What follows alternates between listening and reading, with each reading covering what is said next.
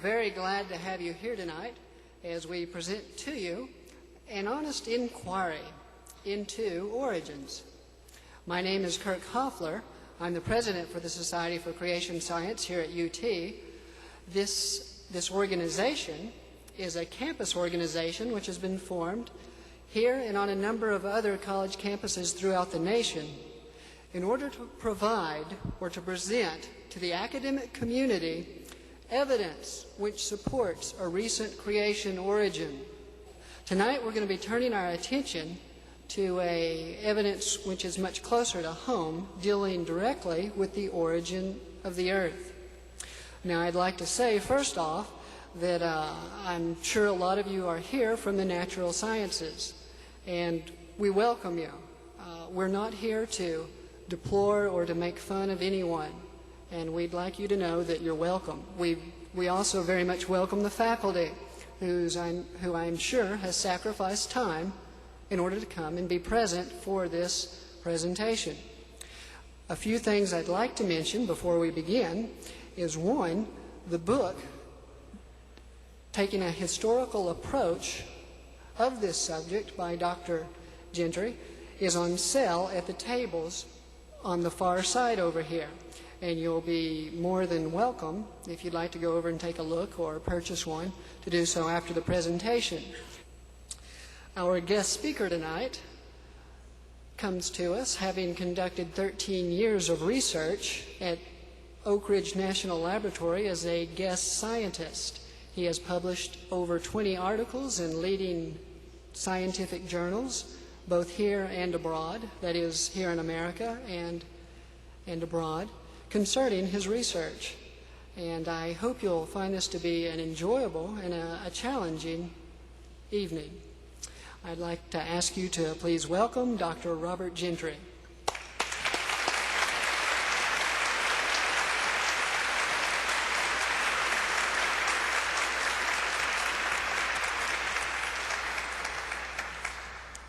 Thank you. Happy to be with you this evening. Over 30 years ago, I was a freshman at the University of Florida, taking the freshman biology course. I ran into a topic called evolution. Previous to that time, I have to admit, I believed the conservative biblical account of creation.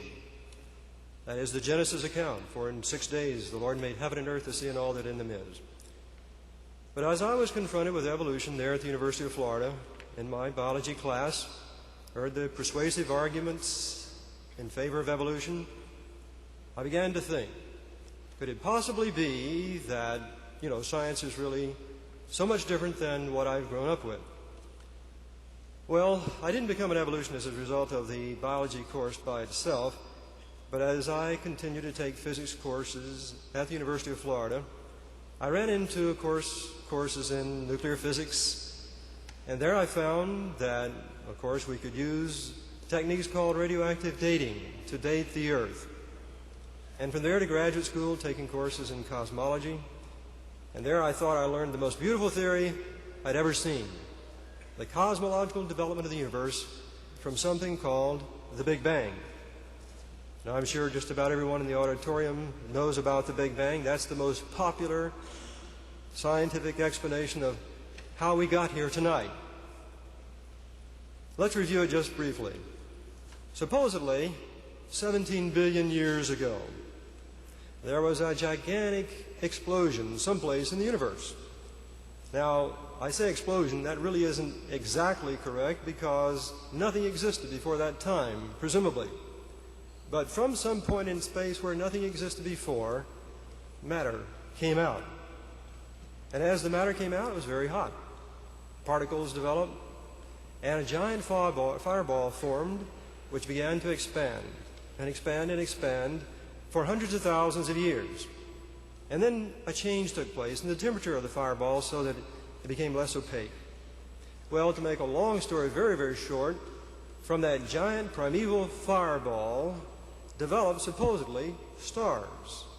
Now, it wasn't easy for me in that relativity course to understand how stars could form as a result of an explosion. because obviously if we have an explosion today, we don't see things coming back together again or accumulating.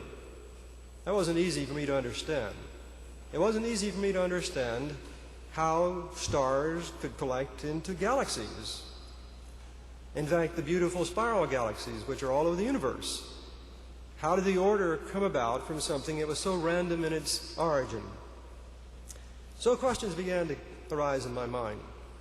But the greatest question of all concerned the beginning itself. How was it? As a physicist, I was taught in my undergraduate days that matter can neither be created or destroyed, and I'd accepted that. How is it that something came out of nothing at the Big Bang? Well, I pondered the question week after week, and one day in class, I guess I was whispering to some of my classmates just what's going on. And the professor, who was very cordial, probably realized what I was doing. In fact, he sensed a semi-rebellion in the class because of this, what I felt was a contradiction, and maybe I'd influenced other people. Anyway, he stopped the class one day in the technical presentation, and he said, I suppose that you're wondering about this situation of the Big Bang. How did it all begin? In fact, I'd raised some questions about it. He said, well, earlier, back in the 1930s, late 1920s, there was a Belgian scientist, a priest, a Catholic priest, Georges Lemaitre. And Lemaitre had the idea that the Big Bang actually began by the finger of God. And that's what started it all. And I thought, well, what a wonderful explanation. Here we can combine science and the entrance of God into the universe. And so from then on, no matter what was said in the cosmology course, I personally was able to put God into the picture, and before the course was over, I had become fully and completely atheistic evolutionist. I believed in the Big Bang, the development of the universe. Now, at that time, it wasn't 17 billion years ago. In fact, the final examination for the course was to calculate the time of the Big Bang from some of the cosmological parameters that were presumably known at that time or presumably guessed at that time. And I did. In fact, I still have the final examination from that course. I did well on it according to the professor. I calculated something like 5.2 billion years for the origin of the Big Bang. He was happy and I was happy. And I left the University of Florida with a master's degree in physics, thinking that I had solved, or at least of my own thinking, I'd put together a God of science and a God of truth. I retained a belief in the Bible, at least somewhat, believing that now the 6 days of creation were no longer literal days, but were vast geological periods of time. In other words, I'd become like most people are today in terms of how they consider their origin. I'd become a believer in biological evolution as well. And when I went to work in the defense industry at that time, I remember people would argue. Some people would argue about evolution. And I was vehement.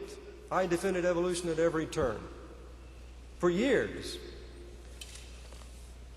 Later down the road, a few years later, someone confronted me with another part of the Bible. It's part of the Ten Commandments. And it has in it the creation story written all over again. If you want to read it sometime, it's in Exodus, the 20th chapter, and around verse number 11. It's part of the Ten Commandments. You see, up until this time, I had been able to marry a God of truth with a God of science by this way of believing in the Big Bang and believing that Genesis was some sort of story that was not really meant to be true. But now it seemed to me there was something more here. I was dealing with a moral issue. And it began to bother me considerably. It bothered me for years. And as a result of that, I decided I had to go back and start to do some investigating for myself. And investigating myself, I wanted to go back to the grassroots, so to speak, of why I believe what I believe. Why did I accept what I did about the Big Bang, about the age of the Earth, about biological evolution, and so forth? So I got some books, or at least I tried to find books, and there were very few and far between. This is now 25, 26, 27, 28 years ago. And I couldn't find very much. Everything seemed to confirm what I had been taught at the University of Florida. But one day I came across a book And some of you here may know it. It's written by some people who are today creation scientists, and they were then creation scientists. It's called The Genesis Flood. Well, I was curious about everything, so I read the book, and in the part of the book, in the last part of the book, they mention a phenomenon called plerochorical radioactive halos. These were mentioned because it was this phenomena in the basement granite rocks of the world that supposedly determined whether or not one could actually ascertain dates or ages using radioactive dating. And as a physicist, of course, this was my main support for evolution. I believe that indeed one could, by radioactive dating, date the Earth to be several billion years old, and the fossils within the rocks were hundreds of millions of years old. But I began to realize that if one has a rock sample, such as this granite I'm holding in my hand, which presumably, on the uniformitarian basis, is several billion years old. Well, what happens if one tries to date this, or the process that one goes about in dating it? You take the rock in the laboratory, you crush it, and then you do some chemistry on it, and you extract elements like uranium, which is radioactive. Then you extract the daughter end product, which is lead, and you measure one and the other. And if the transformation rate of uranium, which is radioactive, is a constant over a period of time, over the time presumably the Earth has been here, then you can calculate the age of the rock. Now, the rock, of course, doesn't have any age stamped on it. We all know that. But I realized more fully than ever that everything really hinged on whether or indeed that assumption, that constant decay rate assumption, was valid. And these tiny little halos that I had just found out about were supposedly the key that told scientists years and years ago that the radioactive decay process had been constant over what we call geological time. And as a result of that, I knew that this is where I wanted to begin to look again. Was the basic premise really true? Well, at this particular time, I had transferred operations from the University of Florida.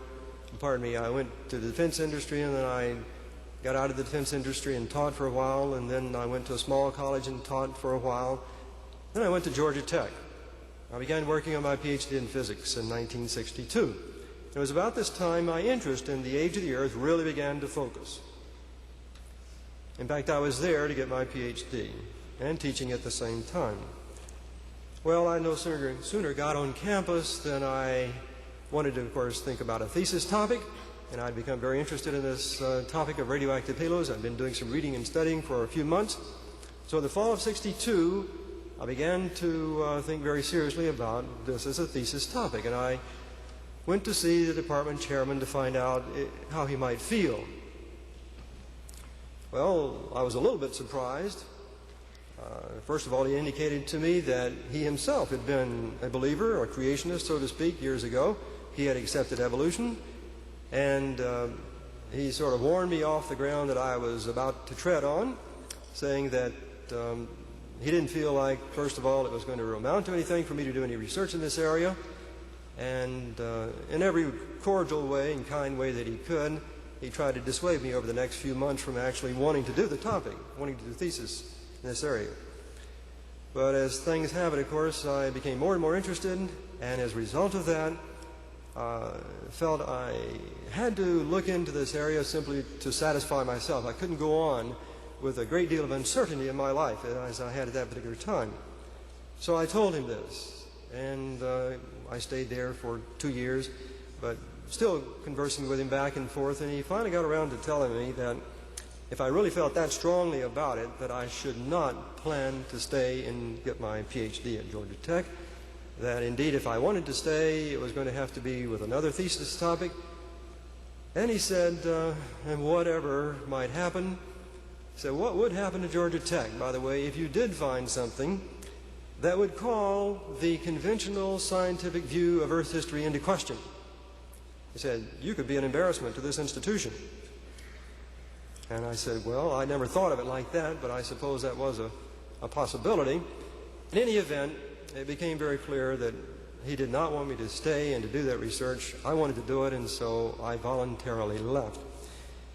So in the summer now, this is 1964, I infringed upon my wife's very good nature and began to do research on nothing meaning no financial resources.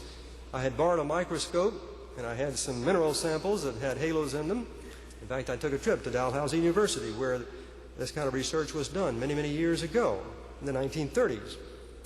Go and borrowed money, for that matter, and began to use the borrowed microscope to look very carefully in the samples of rock that I had to try to find these special halos, meaning now special in this case, meaning simply the ordinary uranium halos, the halos that supposedly would tell me whether or not this decay rate had always been constant.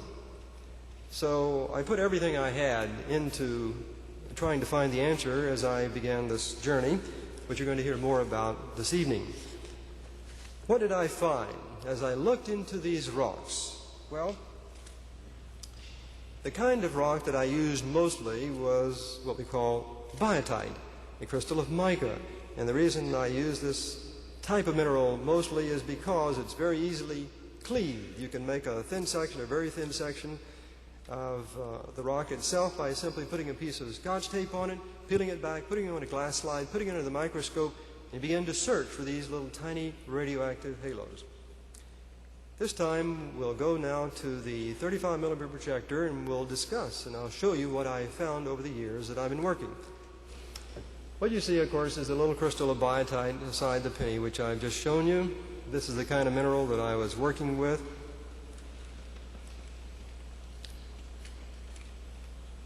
What you're seeing now is a uranium halo.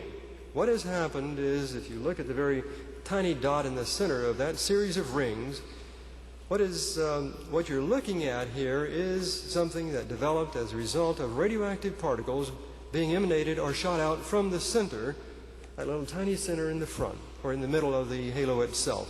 You see, I think, 5 separate rings. Now that halo developed as a result of uranium-238 decaying sequentially, all the way down from uranium-238 to uranium-234 to thorium-230 to radium-226 to radon-222, and then it goes through a series of polonium isotopes, ends up in lead. It's two-dimensional as you're looking at it on the screen tonight, but in the rock it's three-dimensional. What I've done is to slice a section right through the center of the halo itself. Now, the reason scientists, geologists, physicists were interested in these halos is because the ring structure, the size of those rings, they thought gave information as to whether or not the uranium decay chain or uranium itself had decayed at the same rate that it's decaying now. And that's the reason for that. The importance of that is that everything concerning, of course, the history of our Earth depends upon accepting the basic premise of uniformity, or what we call the overall principle of uniformitarian principle. Well, in looking at this particular sample, you might want to try to jiggle the connection down there. That might help a little bit. Otherwise, we'll just continue with letting you push the slides one by one. Here we have at least a schematic indicating to you what is happening in the mineral. As light interacts with photographic film to give you a picture, so tiny particles emitted from a very tiny center will discolor the mineral, at least if you have the right kind of mineral. It's a chemical reaction, and that chemical reaction produces a coloration in the mineral itself, just like light interacting on photographic film.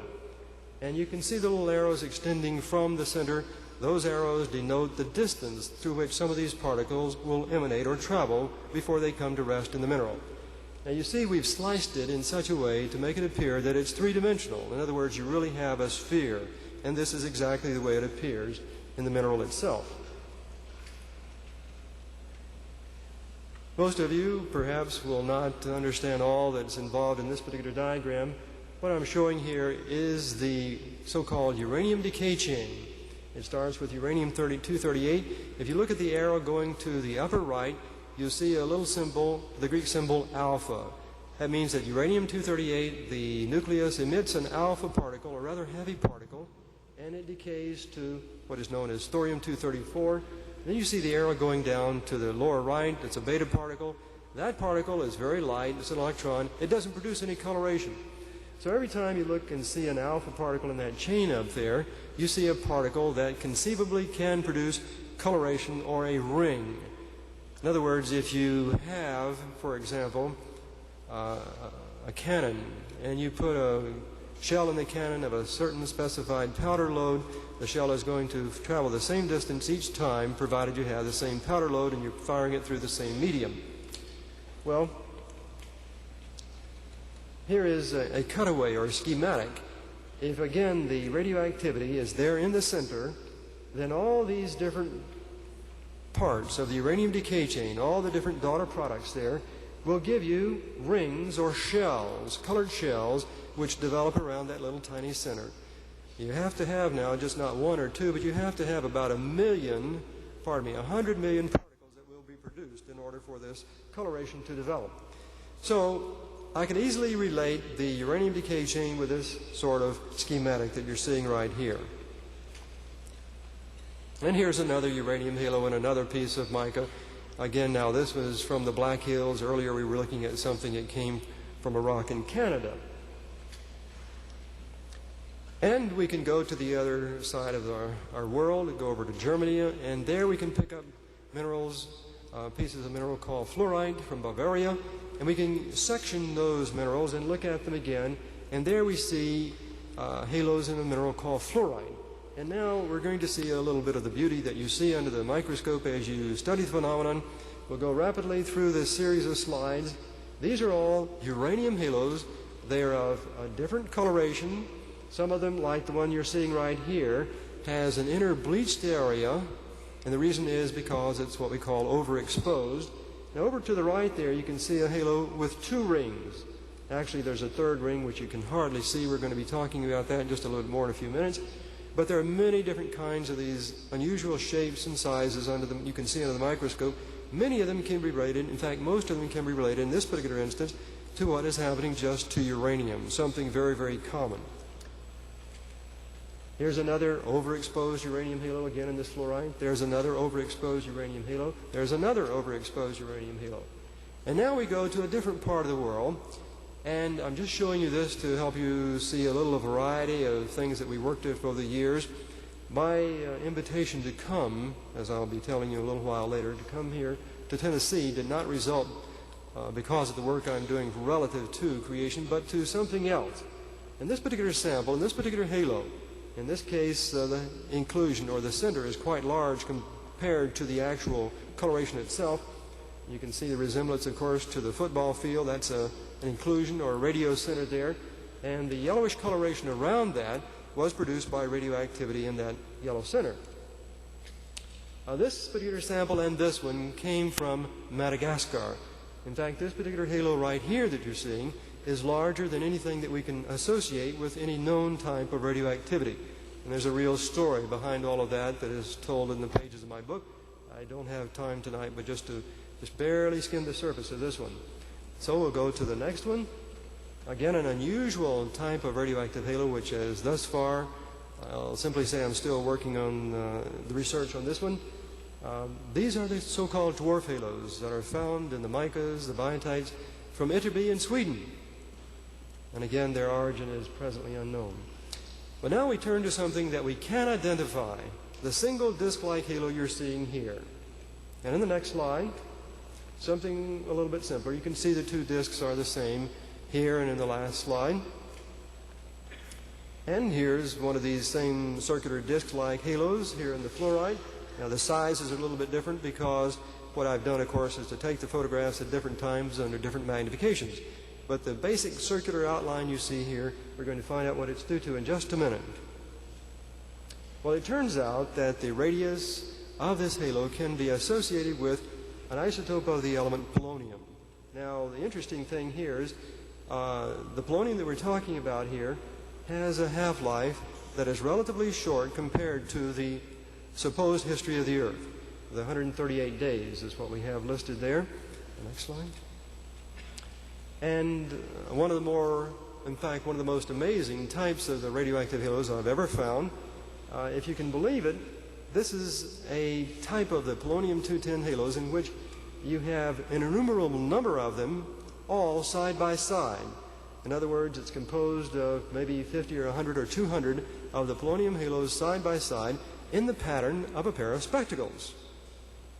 And so this was perhaps one of the most unusual ones I'd ever found.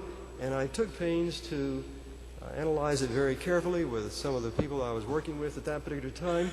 And what we found, and I won't go into all the details tonight, but it's a part of the report which is reprinted in the book. What I found is simply that the little tiny centers there of this so-called spectacle halo all result from the decay of this polonium-210. In other words, we have a halo that is geometrically unusual and also unusual from the standpoint of the radioactivity. Well, this one has the 2 rings instead of just the 1 ring. We'll find out about this one in a moment.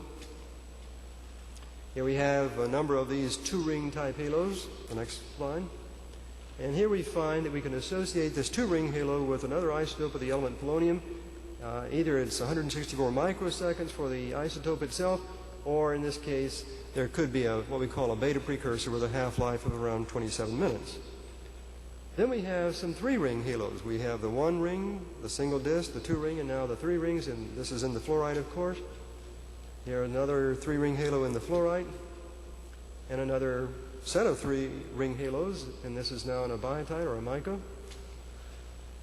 And we can associate this halo with the decay of polonium-218, and the half-life there is 3 minutes.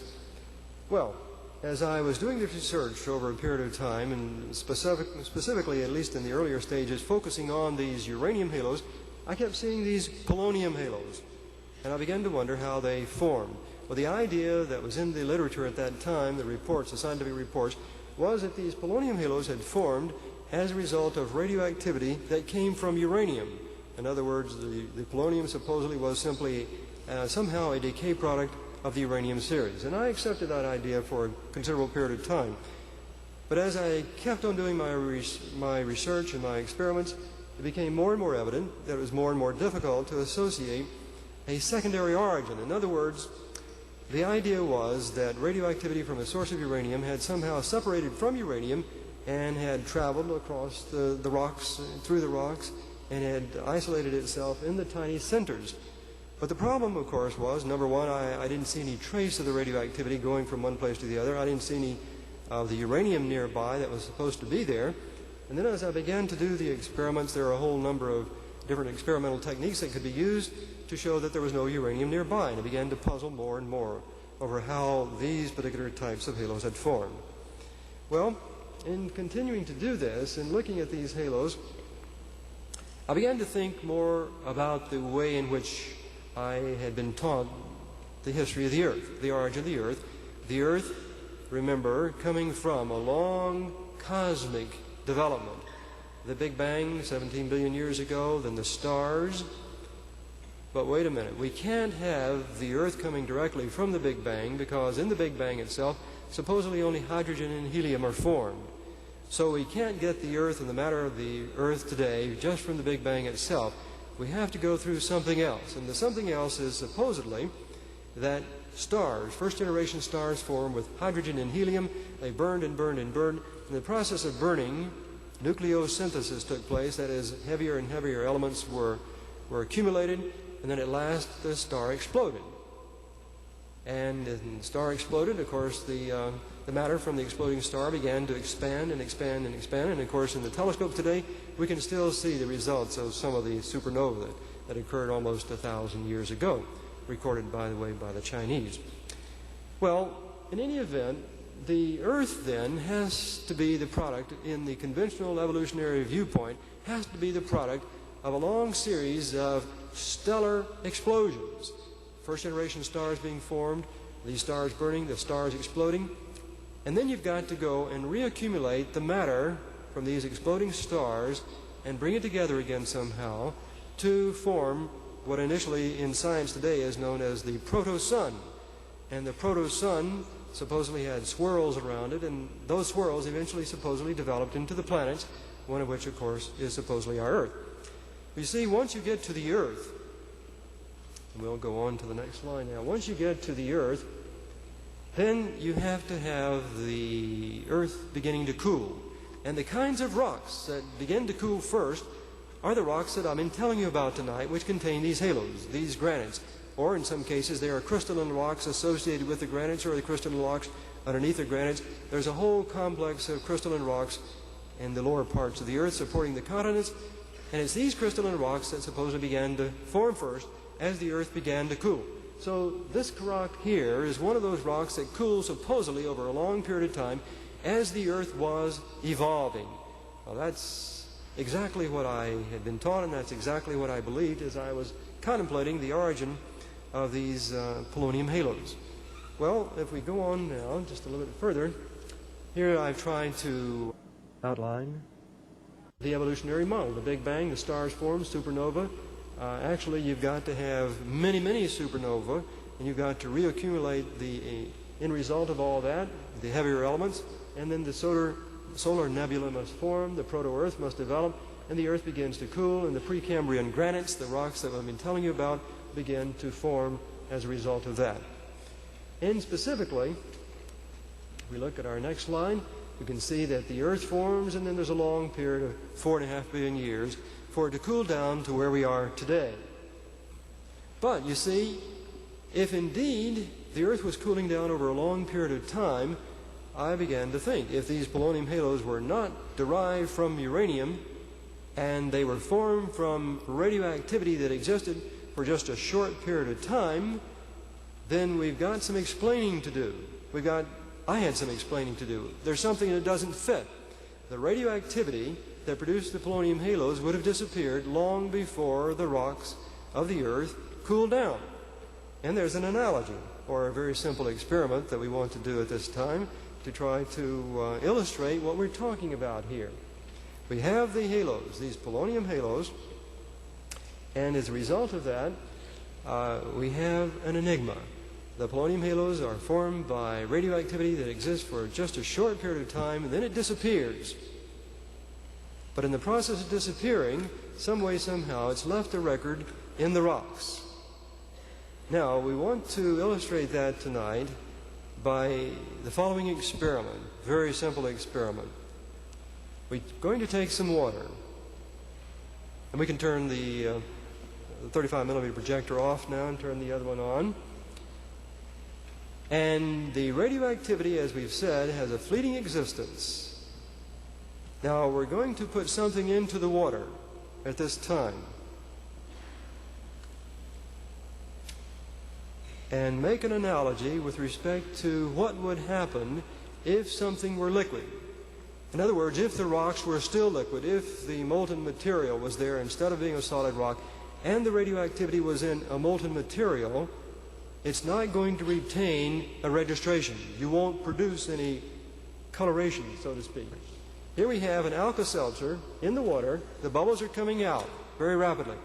Now, if you could freeze that water instantly, you would see the bubbles retained within the water itself.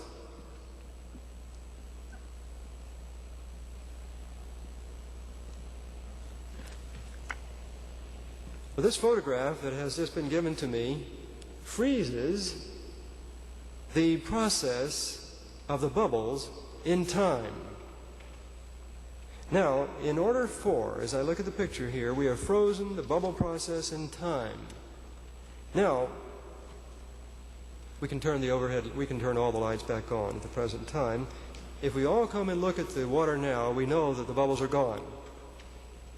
The radioactivity, unless encountered or surrounded by the mineral itself in a solid form, would have done just what the Alka-Seltzer bubbles did. They would have disappeared within a very brief period of time. In other words, the rock had to be solid within a time frame consistent with the half-life of the radioactivity, within 3 minutes. Well, when this thought came to me some 20 or more years ago, I was stunned, because it occurred to me that indeed something had been left in the rocks deliberately as evidence for creation. There's a text in the Bible which I mentioned in my book.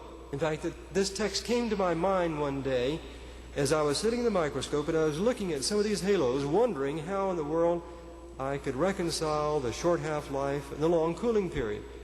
And the thought came to me indeed that it had to be an instantaneous formation, crystallization, creation in order for this to happen.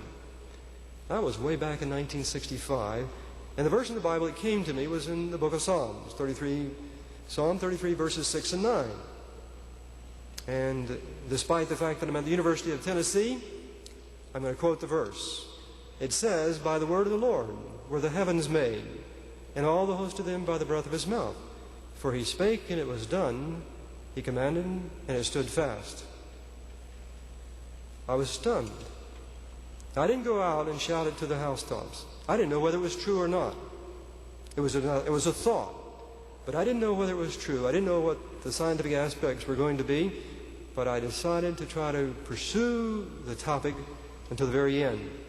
So over the next few years, I was still there in my home doing experiments, setting up a laboratory in the bathroom to do experiments in the middle of the night after the children had gone to bed. And fortunately, my financial situation began to improve somewhat, and I was finally taken on by a small college up in Maryland. And in the process of doing this, began more extensive investigation into these phenomena that we're talking about, trying to determine whether there was any other way scientifically that one could explain the polonium halos. I didn't want to go out and tell we were Christians. I didn't want to try to publish it in a religious magazine. I felt the only honest thing to do was to present this material to the scientific community, publish it in the open scientific literature in such a way so that if I was doing something wrong, or by this time I had become a Christian, if I was letting my biases come into my thinking, and these really weren't created rocks at all, and I just was dreaming about something being evidence for creation, certainly the people who were like myself, evolutionists, would certainly be able to spot what was wrong. Well, it was fortunate for me at this time that some other things I was doing in my research came to the attention of some individuals here in Oak Ridge. And I was very fortunate to be able to ask to come down and become a guest scientist for a year.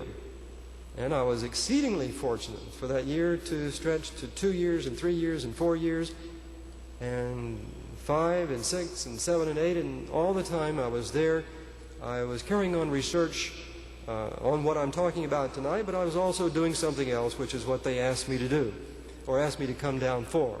I was a guest there. I wasn't being paid by the laboratory. I had very, very cordial relations with everyone there as far as I know, and still, everyone there is still my friend. I don't know whether it's the other way around these days or not. But in any event, I stayed there for 12 and a half years, and during that 12 and a half year period of time, published a number of scientific reports relating to what I'm telling you about tonight. And that is information that would indicate, indeed, that these polonium halos are there, separate from uranium. They are primordial. The radioactivity that formed them simply was brought into existence. And that means that the rocks themselves are not rocks which evolved over a long period of time, but are rocks which were created. Created rocks, in my book, I identify, or I call, the Genesis rocks of our planet. If you're going to be a creationist, if you're going to believe in the Bible, record of creation at all, one of the first things, in my opinion, you've got to face is the fact that somewhere in the earth today you've got to find something that was created. The whole earth can't be today something that's redone so badly that you can't find something that's original. And so I say these rocks that I'm holding here tonight in front of you are part of the original created rocks of the earth. Well, in any event, all the documentation, all the reports, all the obstacles that I had in the process of publishing information for creation is documented here in the book. But in December of 1981, in October 27, 1981, I was in my office and I received a long-distance telephone call from the Deputy Attorney General from the state of Arkansas. He was asking me to come and testify at the Arkansas creation trial. Earlier that year, the state of Arkansas had passed a law requiring the balanced teaching of science, of origins, in the public schools. Creation science would be taught along with evolution.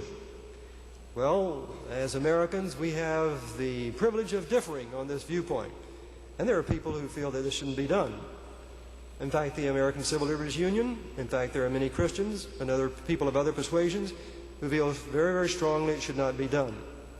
Well, I didn't know whether to. In fact, I did not volunteer to get into the fray at all.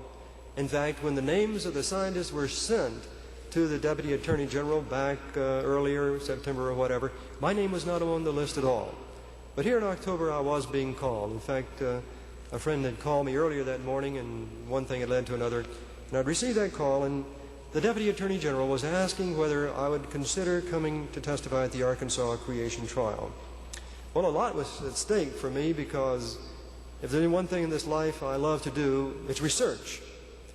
I've been doing research since 1962, thinking about the topic of origins and evolution and halos and so forth for some 20 some odd years almost. It was a night and day situation, and the idea that I might somehow put myself in a situation where publicity would come about that would be negative and would take me out of that golden, wonderful opportunity I had was something I didn't really want to think about.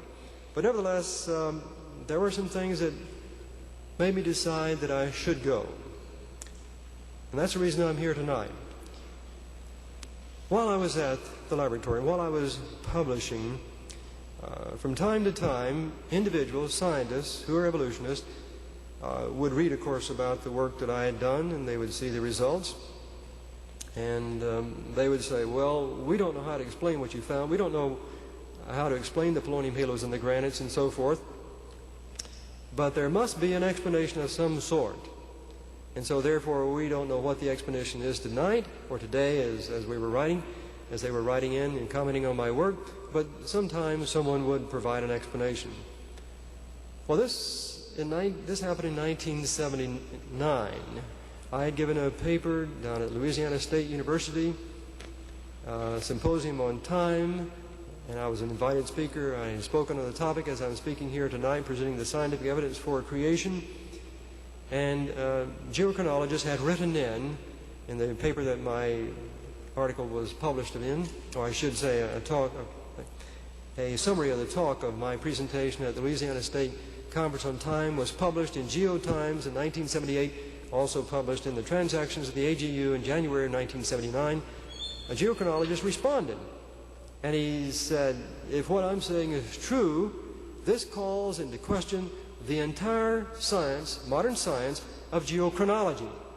In other words, if there are truly primordial polonium halos and granites, there's only one way that happened, and that is the instantaneous crystallization of the granites, or the biotite, or the rocks, the basement crystalline rocks of our Earth. He realized that, and he said, if that's true, it calls into question the entire science, modern science of geochronology.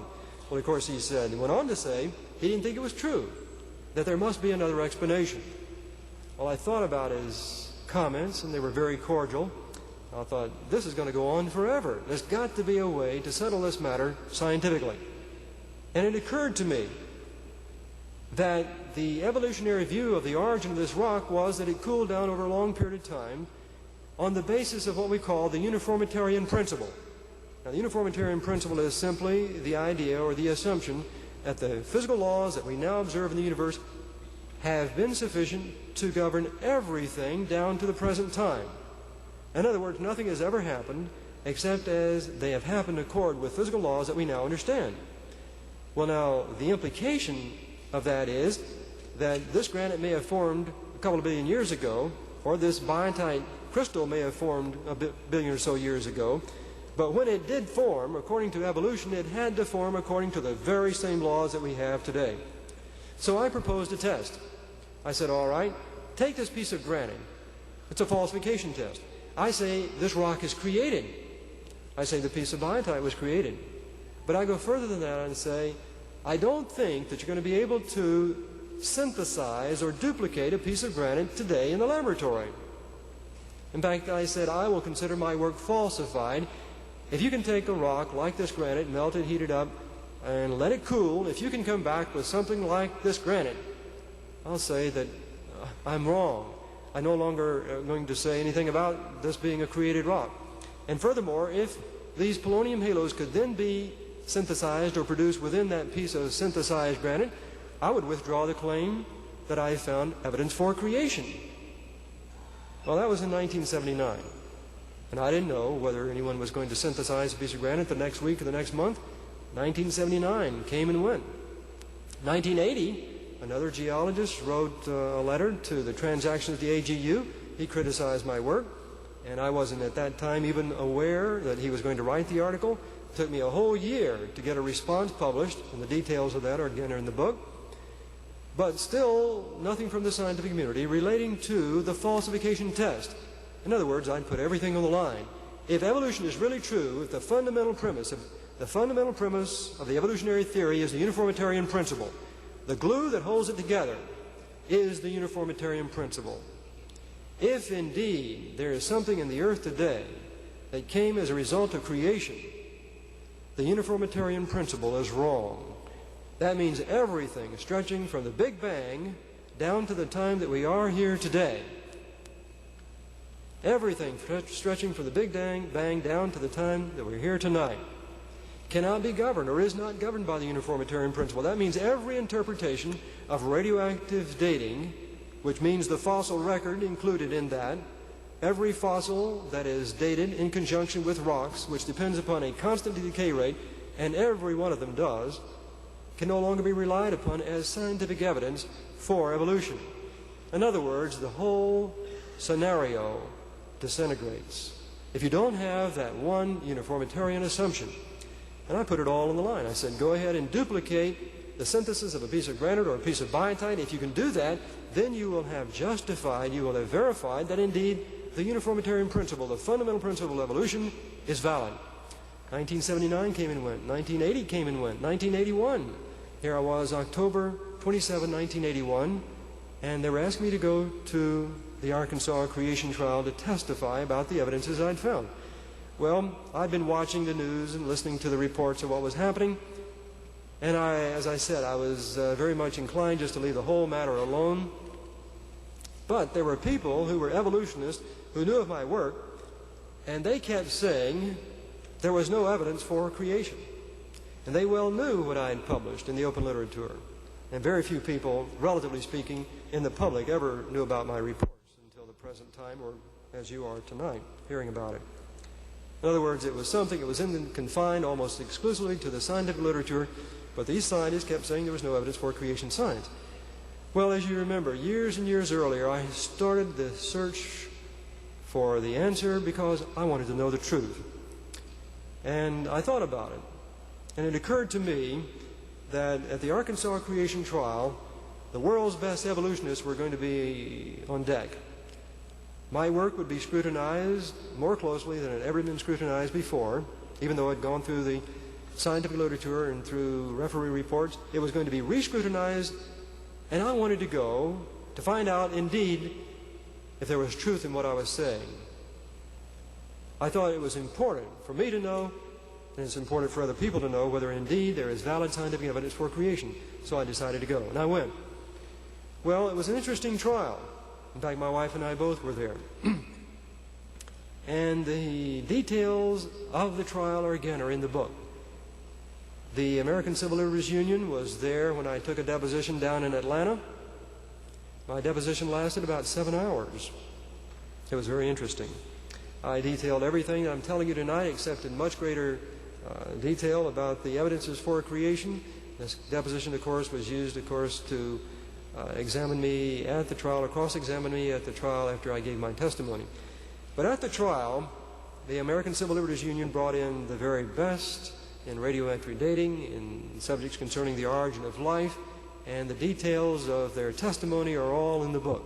And I might add that at the Arkansas creation trial, one of the things that I thought had been done, or I believed in many, many years ago as an evolutionist, was that life originated spontaneously. That was, part and parcel of what supposedly was true or was going to be true. I realized it hadn't happened, but I had come to believe that it was about to happen. And of course, you have to have the spontaneous generation of life in order for evolution to proceed. Well, it's very interesting. At the Arkansas creation trial, the gentleman, the scientist who was there giving the evolutionary position for the origin of life, was cross-examined very, very carefully on that point.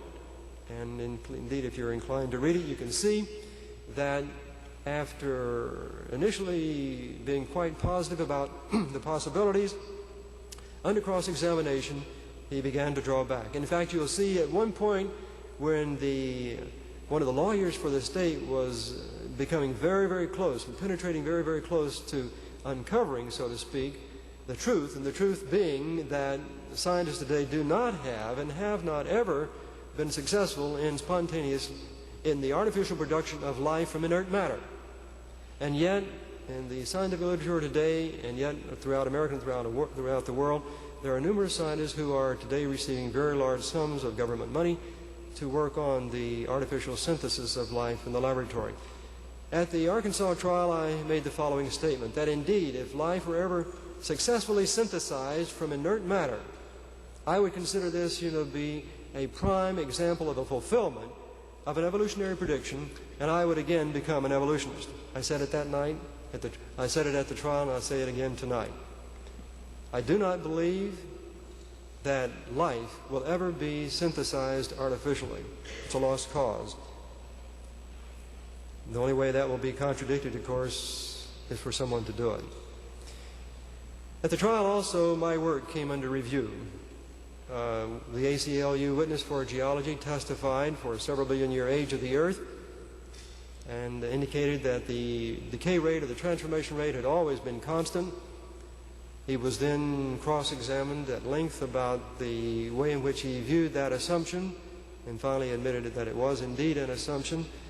And then my work came into focus through cross-examination, and in the context of that, he was asked about the falsification test. And there's a great deal of his testimony, in fact, all of his testimony as it relates to the falsification test is here in the book. He indicated that as far as he was concerned, the falsification test was meaningless. Absolutely meaningless. Well, I was a little bit surprised. I had proposed something that evolutionists could use to verify that the fundamental premise of their theory was correct. And yet, when it came under focus, or I should say under fire, the testimony was that the test was meaningless. I couldn't quite understand how that could be. If indeed it's something that will enable us in the here and now to decide whether these rocks are really created rocks, and whether they're rocks like this all over the Earth, the basement rocks are really rocks that were created instead of evolved, and literally hundreds of millions of dollars over the years have been spent by the U.S. government in grants for evolutionary type research based on the uniformitarian principle, based on an evolutionary view of Earth's history, based on an evolutionary view of the origin of life. In fact, that's the reason why some of the space probes have been sent to some of the planets, is to look for the pre-life precursors.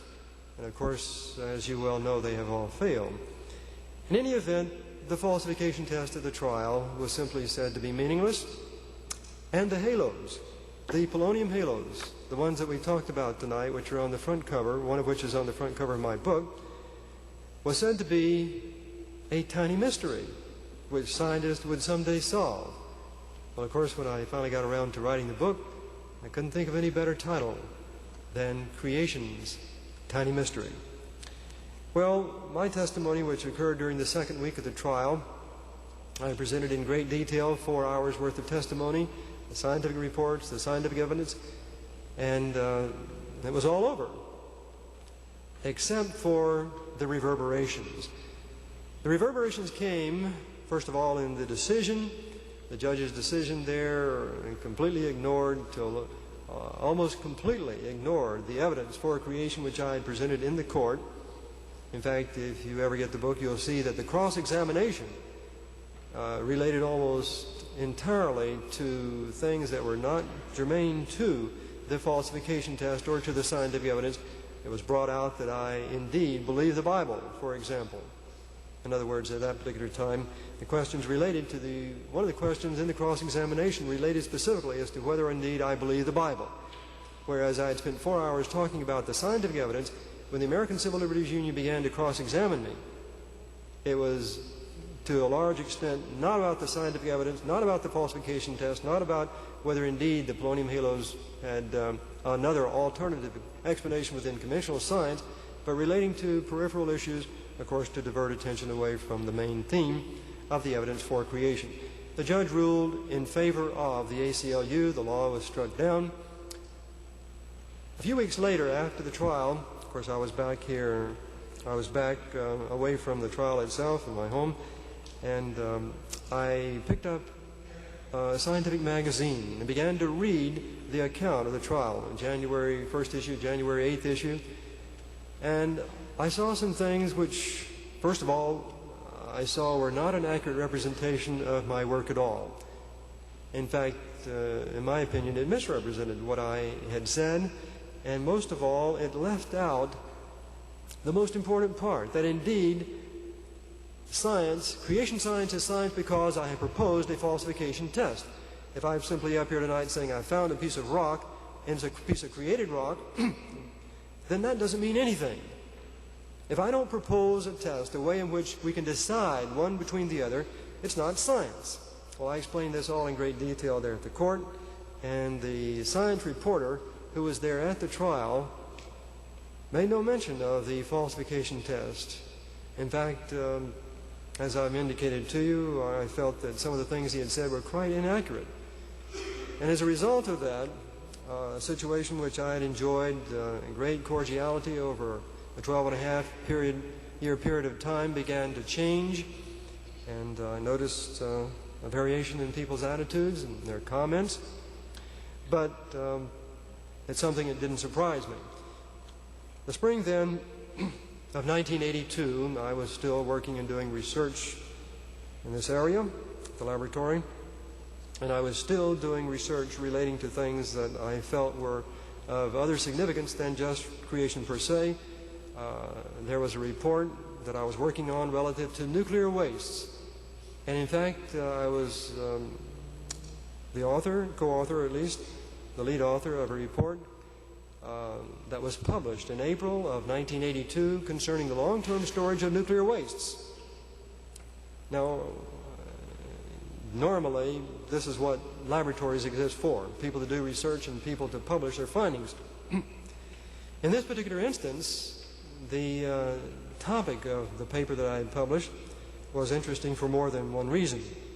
Nuclear waste at that time had just come to the attention of the U.S. Senate. Another bill or amendment was going to be introduced at the Senate. Some senators found out about the report that had just been published. And this report that was published on April 16, 1982, came to the attention of the U.S. Senate, and in fact was brought to the floor of the U.S. Senate. And here in my book, I relate what is now what has been in the congressional record since April 30, 1982.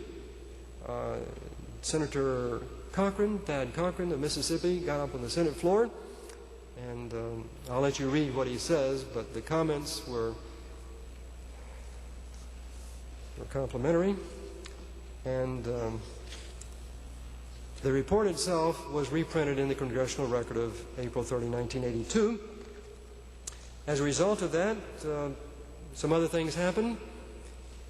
Senator Jim Sasser, in fact, his aide wrote me a letter telling me how they appreciated the input that I had through this report to the debate there on nuclear waste in the Senate in April 1982.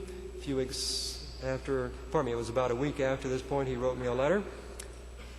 And he asked me if there was anything that he could do for me, not knowing what was happening. And by this time, I'd been told that my position at the laboratory was going to be terminated. So I wrote him a letter. I said, sure, there's something you can do. I've been doing research here for a long time. I want to keep on doing research. I want you to intervene. But anyway, nothing happened. And June 30, 1982, I was no longer with the laboratory. So I continued my work at home like I had begun 20 years earlier. And the work progresses very, very slowly. And then that fall, since funds were low again and I was running out of everything and had very few friends, I looked around for a teaching position. In fact, I looked for a teaching position in the Knoxville area. And there was a university in the Knoxville area, if you can believe it, that hired me to teach for the fall semester of 1982 in the math department. Well, in December 1982, Governor Lamar Alexander, as you may or may not remember, said we've got a budget crisis and crunch, and so all the temporary teachers who had been hired at the beginning of the academic year 1982 are going to have to be axed. And I was one of them. So January 1983, I had nothing again, supposedly. But then an individual who barely knew me came forward and said, well, you've got an interesting story if you don't have anything else. And he said, I think it needs to be put down. He said, I'll give you some money to begin writing a book. And I said, great. So I began to write the book. His money gave out, and somebody else came along and said, we want to help you finish the book. And I said, wonderful. My wife was especially overjoyed with these prospects. In any event, 1984 came and I was working on the book. And the National Academy of Sciences, as you well know, this question of teaching creation science in the public schools has been on the burner because, you see, in 1982, after the Arkansas law was shot down, Louisiana came forth and they said, we want creation science taught in the public schools. And the ACLU came into the picture again, and as you may or may not know, it's been through the courts. The Louisiana law now went through the courts. The judge said, first of all, the law is not going to be enforced, can't be enforced, or is unconstitutional, or words to that effect. And it went through the state courts, and then it went to the federal district, went to Court of Appeals. But finally, the Supreme Court decided to hear the case, and just last December 10, up in Washington, the Supreme Court heard arguments on the constitutionality of the teaching of creation science via the Louisiana law. And that law, or I should say the court, is presently writing its opinion tomorrow, next week, next month. Sometime between now and July, the court is going to render an opinion as to whether the Louisiana creation science law is constitutional or whether it will go back to the court to be tried there in the state of Louisiana. But, getting ahead of my story, going back to 1984, the National Academy of Sciences, whom, as you probably well know, is composed of the most eminent scientists in America, published a booklet, Science and Creationism, a View from the National Academy of Sciences. And in this booklet, they come across very, very strongly to the effect that there is no science in creation science. Absolutely no science in creation science. In fact, they make some comments about, very specifically, the Genesis record of creation. And they don't leave any doubt that they're talking about creation science in the context of the Bible and the 6 days of creation and so forth. Well, as I was writing my book, I decided I wanted to respond because they said there was no evidence for creation science, and every time evidence for creation had been examined, it had always been found to be invalid. So I commented on that as I was writing my book.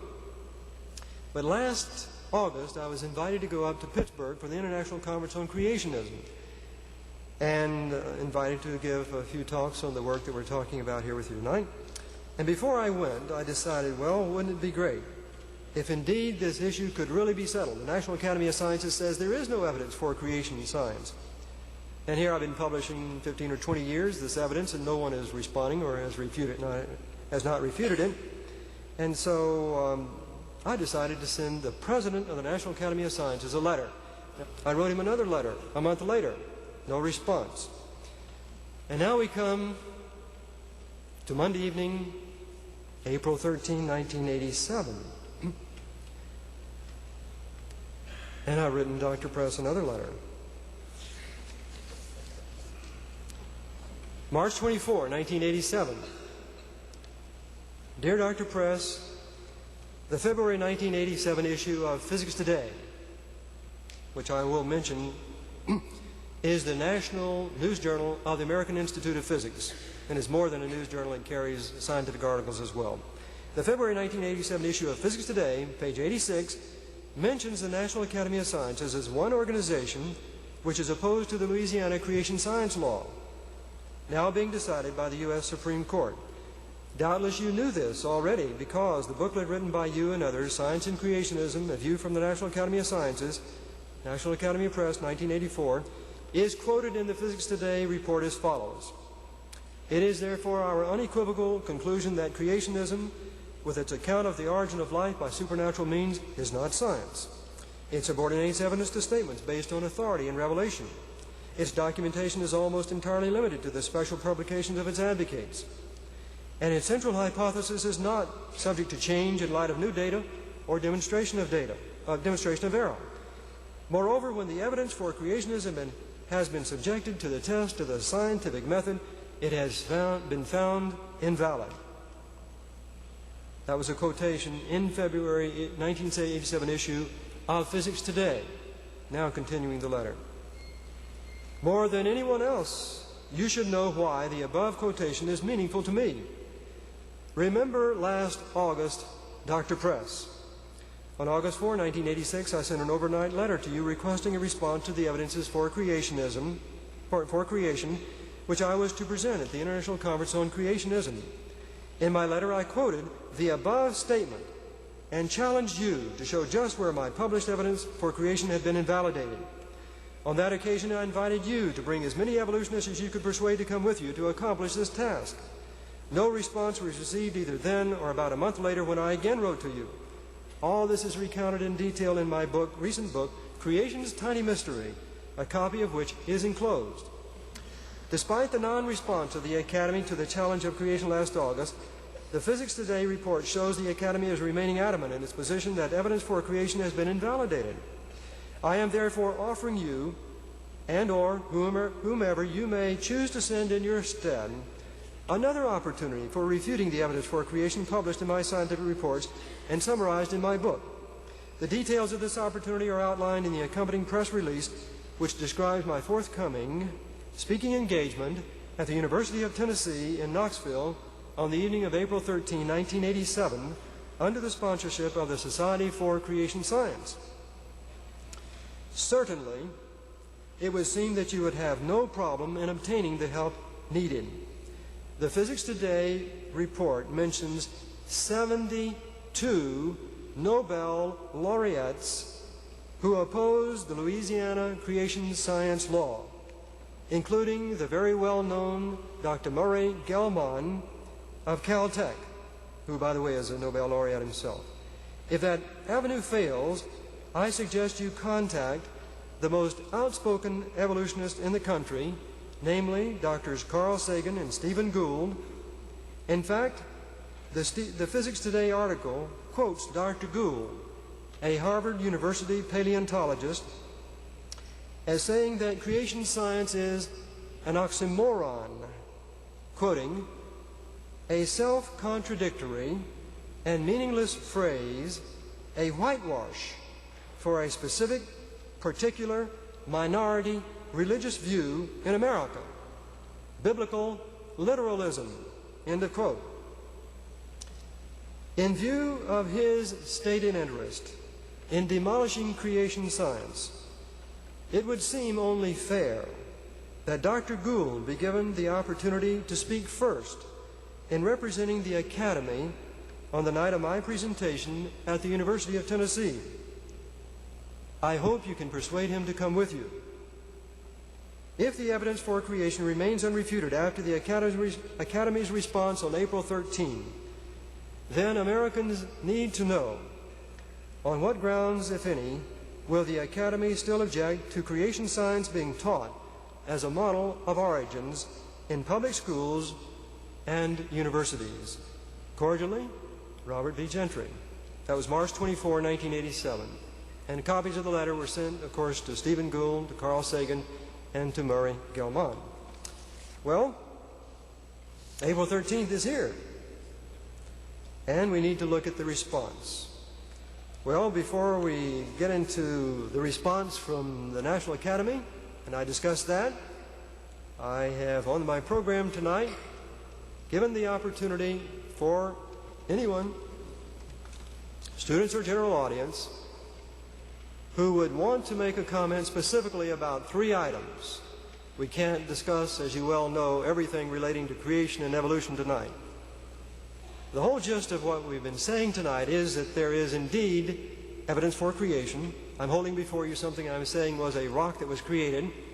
On the other hand, according to the evolutionary theory, this rock was not created, it evolved. And the central focus of tonight's presentation is that there is a test, an experimental test in the here and now. If this granite, or a piece of granite like this, could be melted, reformed, solidified, and come back to a piece of granite like it is right now, I would be wrong. The falsification test would favor then the theory of evolution. And is there anyone in the audience, students or general audience, who wishes to comment on that? We've got to focus very specifically on the falsification test, or on the topic of the polonium halos, something very specific about that. Then you need to have written the question on the back of the little questionnaire, and these need to be passed to the outermost aisle immediately. Ushers will collect these at the present time. And while those questions are being brought to the front, I will mention and read another letter, give you a background. The information relating to our program tonight has been sent, as I said, to a considerable number of fairly responsible evolutionists. One of those is Dr. Carl Fezer, who is the editor of the Creation Evolution newsletter. Now, the Creation Evolution newsletter is a newsletter published by evolutionists pertaining to information concerning the evolution-creation controversy. They have published from time to time information concerning the work that I have been doing. And I sent Dr. Fezer information about my presentation tonight, inviting him to come, of course, and as many as he might want to bring with him. While they're in the process of looking at the questions tonight, I'm going to go ahead and read this letter from Dr. Fezer. Dr. Robert Gentry, etc. Dear Dr. Gentry, thank you for the copy of the March 8, 1987 letter to Dr. Frank Press, President of the National Academy of Sciences, and for the notice of your upcoming April 13 talk at the University of Tennessee. And then he mentions a gentleman up in Canada, and I won't mention his name because he isn't here tonight. He says, this gentleman tells me, he's an evolutionist, tells me that he has sent you a great deal of information on the geology of Ontario, which clearly shows the rocks in which you found halos are younger than the surrounding rocks. That's number one. As you know, then switching subjects, he says, as you know, Dr. Brent Dalrymple and others have offered alternative explanations for the phenomena that you describe. These alternative explanations have the advantage they do not, as yours do, throw much existing well-established science overboard. In view of all this, I find it one of creation's tiny mysteries why your letter to Dr. Press and the announcement of your talk convey no hint of the above facts. Isn't it necessary for scholars to take into account serious challenges to their visions? Consider all the space that Darwin devoted to origin in dealing with the criticisms of his theory.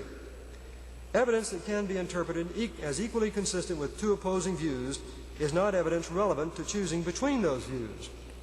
Until you succeed in overcoming all the serious objections to your interpretation of data, you cannot justifiably claim that you have any evidence against accepted interpretations of Earth's history. So your challenge to Dr. Press and the National Academy of Sciences seems inappropriate. I hope that, in your talk at UT, you will do justice to the criticisms that have been leveled against your interpretation of your data, including those based on the geology of the rock specimens used in your work. And that I fully intend to do. Are we all ready yet for one of the questioners?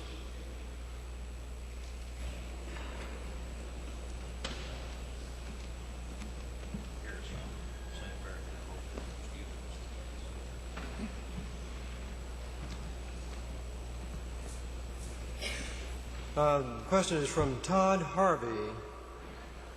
If he would like to come up while I read the question, or if not, you can stay seated.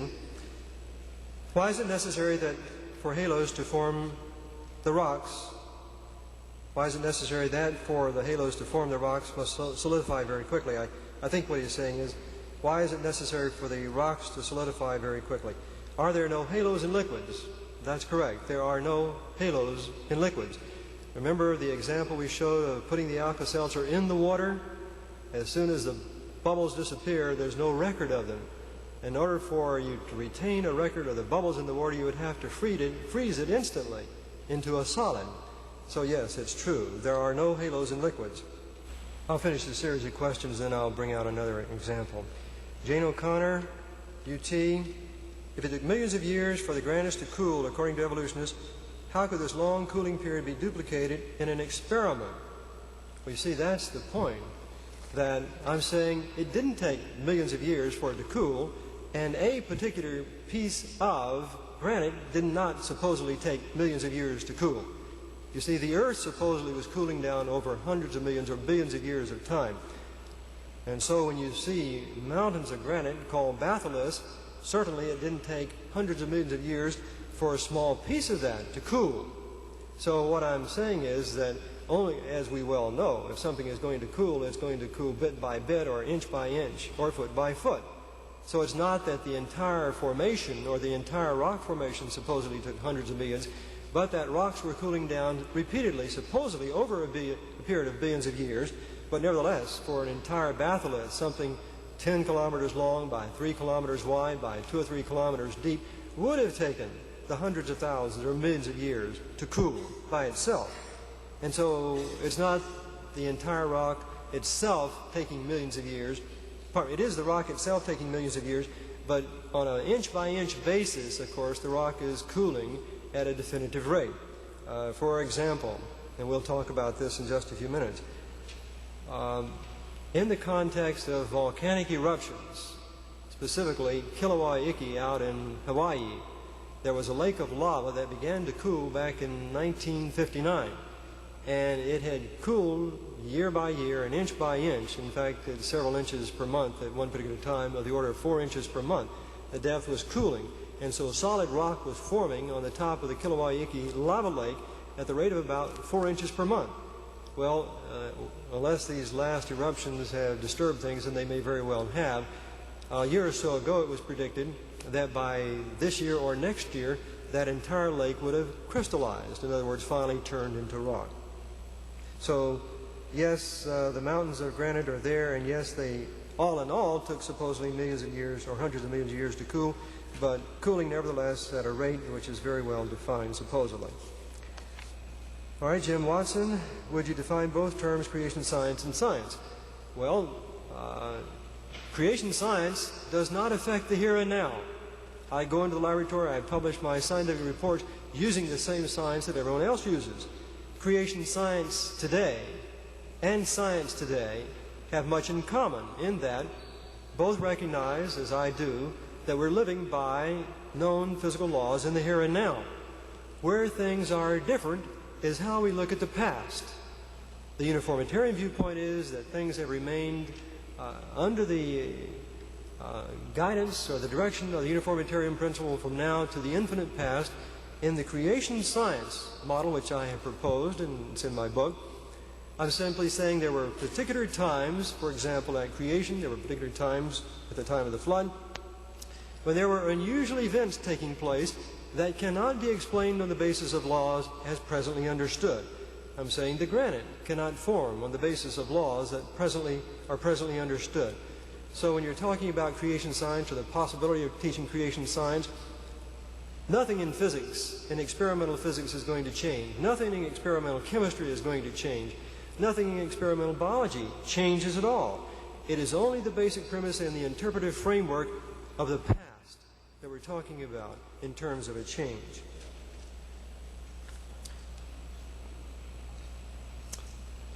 And it says also, why do the three proofs offered on the front of this flyer make creation science science? Well, if you've listened very carefully tonight, I have never used the word proof. I've never used the word proof. I do not claim to have proof of creation. What I do think and what I do claim to have is evidence for creation, number one, and I also have a falsification test by which we should be able to determine whether the evolutionary scenario or the creation science model is based on correct principles. Don Raby. I was requested by Richard Wakefield to seek your response. Do you think, and by the way, Richard Wakefield was the gentleman who was mentioned in this letter, do you think sedimentary rocks were created on the first day? Well, it's very clearly stated in my book. The rocks such as are in the Grand Canyon, I very clearly relate to the period of the Genesis flood. These are rocks that have fossils in them. But I also state very clearly in my book that there were, undoubtedly, in my opinion, sedimentary rocks formed on day one of creation week. These are the non-fossiliferous sedimentary rocks. And are halos found only in Precambrian rock? Well, remember, I use the word Precambrian just to give a broad general overview to help people identify the kinds of rocks that we're talking about. No, in the geological connotation of the word Precambrian, no, they are found in other rocks as well, much later in time, presumably. In fact, I was out in California just in December. I had a long discussion with several geologists. There's a batholith, a granite batholith out there, and they were wondering, what are you going to do about this Cretaceous granite? Well, I talked to them at great length and listened to their arguments as to why they felt it was Cretaceous, meaning the time, of course, of fossils. And it turned out the reason they thought it was Cretaceous is that they felt that the sediments had actually were there, and that the granite itself had intruded into the sediments. So therefore they were saying that the granite was later than the sedimentary rocks. Well, as I probed the issue and asked them in detail why they felt the granite had intruded the area, it turned out that indeed the basis of their response was it was a uniformitarian geological type assumption.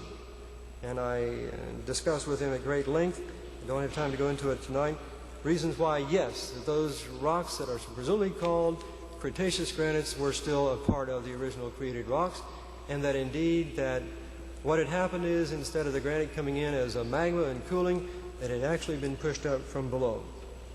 Are there other questions?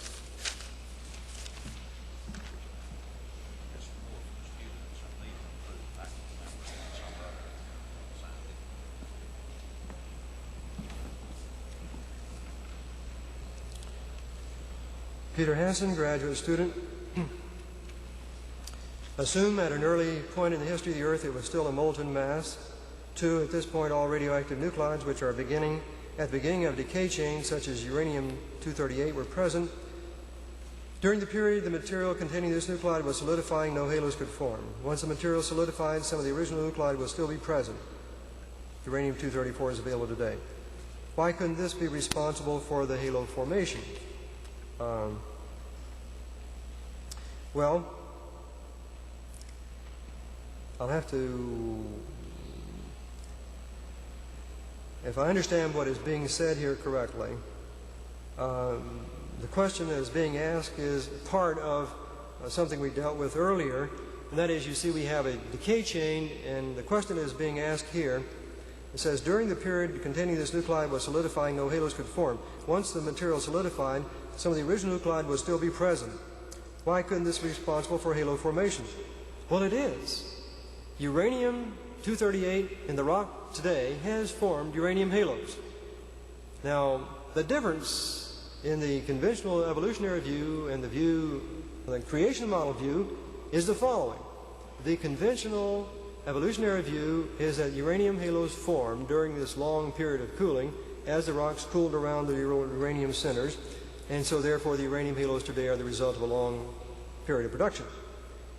The view of the creation model, which I have proposed, is that there were accelerated periods of radioactive decay. And so when the rock did form, did crystallize, was created, that the uranium-238, the uranium-234, the thorium-230, and so forth, decayed and indeed produced the uranium halos which we see in the rocks. In other words, uranium halos do appear in the rocks. So in answer to the question, why couldn't uranium halos appear in the rocks? It is true that uranium halos do appear there. And then he says, very interesting presentation. Thank you. Dan Barubi, student, junior political science. Why does the presence of polonium halos, which are unexplained by contemporary evolutionary theory, necessarily contradict and disprove the evidence supporting the current theory, such as the presence of uranium halos, which do indicate an age of several billion years? Well, why does the presence of polonium halos dispute the conventional view? Again, remember that the conventional view is that this rock is a part of a giant granite formation, and these granite formations extend far into the depths of the earth. So overall, we've got a rock formation that is cooling, from top to bottom or from bottom to top, whichever the case may have supposedly been. We've got something that is taking, over the period of total cooling, a vast period of time. So if polonium is there, the top to the bottom, that is, we find the polonium halos in the granites today from the top to the bottom, then we have to explain how the polonium could remain there if indeed a long period of cooling took place. That's why we illustrated the Alka-Seltzer and the water. The bubbles are there. If indeed something, is the size of this auditorium and it's filled with water, we start to cool it. How long is it going to take to cool? Well, it's going to take a long period of time. That's the same way it is with the rocks. So the polonium halos in the rocks, though, can't wait around. The polonium is going to disappear very quickly. So unless you isolate, unless you condense, solidify, crystallize, create very rapidly, of course, the radioactivity is gone, and there would be no radioactive halo in the rock itself. I'm going to give you another example of that in just a minute using this Polaroid film.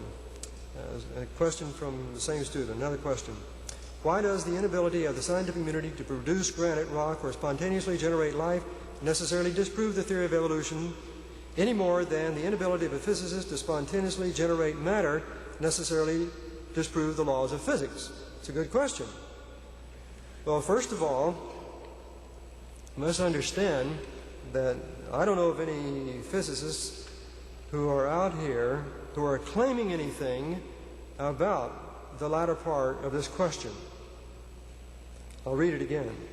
Why does the inability of the scientific community to produce granite rock or spontaneously generate life necessarily disprove the theory of evolution any more than the inability of a physicist to spontaneously generate matter necessarily disprove the laws of physics?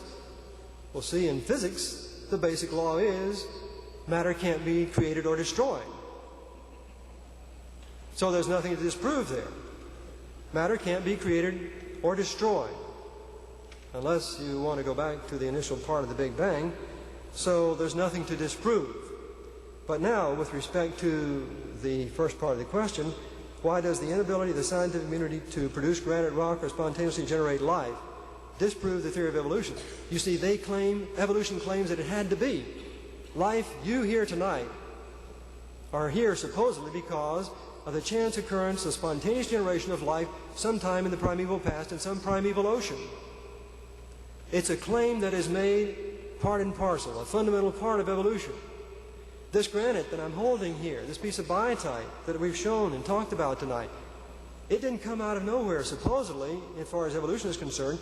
It is an integral part of the Earth. It came as a result of the slow cooling of magma with the uniformitarian principle. The physical laws that govern the crystallization of this rock, you see, are inevitably the same that exist here tonight. So, if you want to prove what you're saying is true, if you want to test as to whether that theory is really based on a valid scientific principle, all you've got to do is take it into the laboratory in the here and now, melt the granite, let it cool, let it solidify, let it crystallize, and you should be able to, on the basis of the evolutionary theory and the acceptance of its uniformitarian principle, you should be able to reproduce that piece of granite. Because you see, supposedly, 4 billion years ago, or 4.5 billion years ago, or 3 billion years ago, the laws were identical to what they are today. And may I suggest to you that something, yes, why don't you come up to the microphone?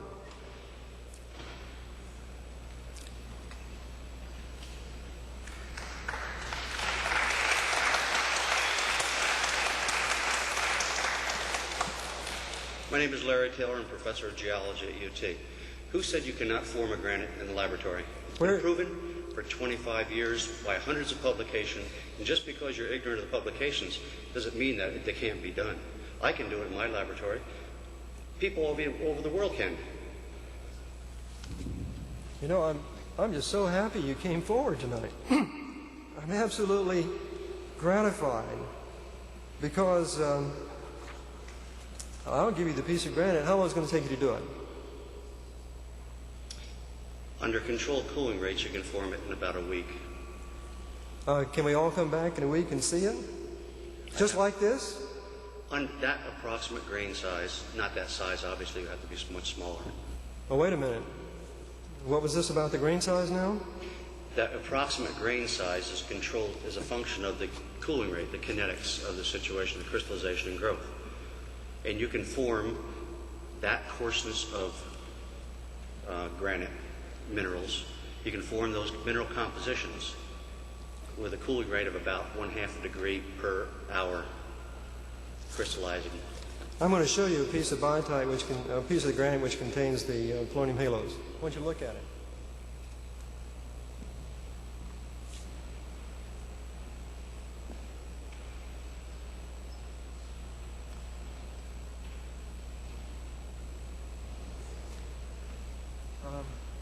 How long do you think it would take you to do this one? That, the grain size, and I don't know what the exact mineral compositions are there, but I estimate the same approximate cooling rate. Anything slower than 1/2 degree per hour over the crystallization range of approximately 200 degrees over which these minerals crystallize will be sufficient to do this. And we'll, in a week... And people at UCLA, at Caltech, at Chicago, at MIT, at Harvard, at wherever you want to go, can do this. So I don't see that the big problem.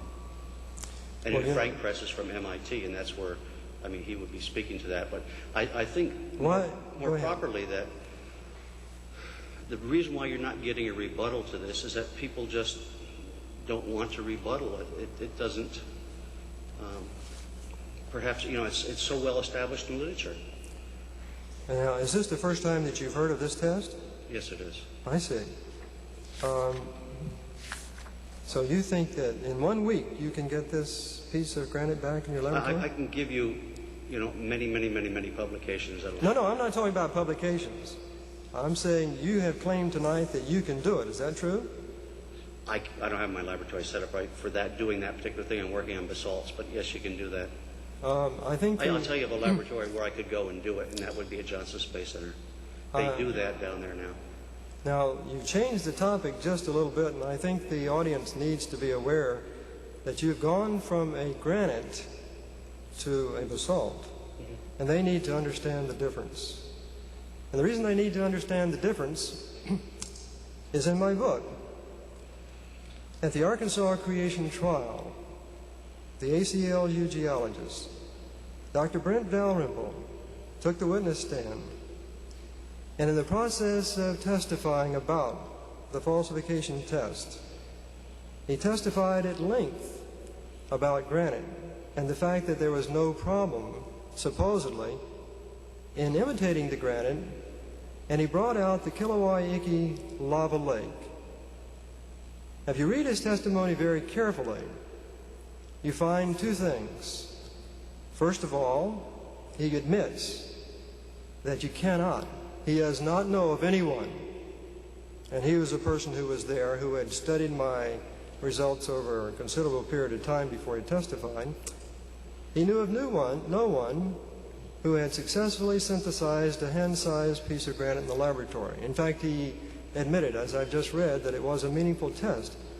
But now, in order to change the subject just a little bit, and to present a plausibility argument that it was possible. On the witness stand, he brought up the Kilauea lava lake material, which is a basalt. And he said it resembled a granite, and he used that as an indication that, yes, sometime if you had a sufficiently good apparatus, it would be possible to synthesize a granite. But what he didn't say, and what you didn't say just then, was that there's an awful lot of difference between the grain size of the basalt you're talking about and the granite crystal, which I have right here, I beg to differ tremendously.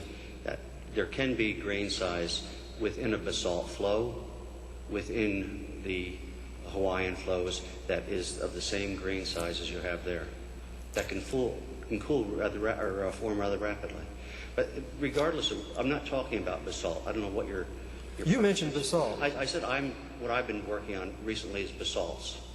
Well, I'll have to comment a little bit further on what you just said. Well, okay, but what I'm saying is that you can make the grain size of the minerals, you can make the mineral compositions without any problem in the laboratory when you're geared up to do this particular type of thing. It takes controlled oxygen fugacity, it takes controlled cooling rates in closed containers. You could make something hand size, but we don't make them that large. We have problems with containers. We make them smaller. So we're making them on the order of just a few,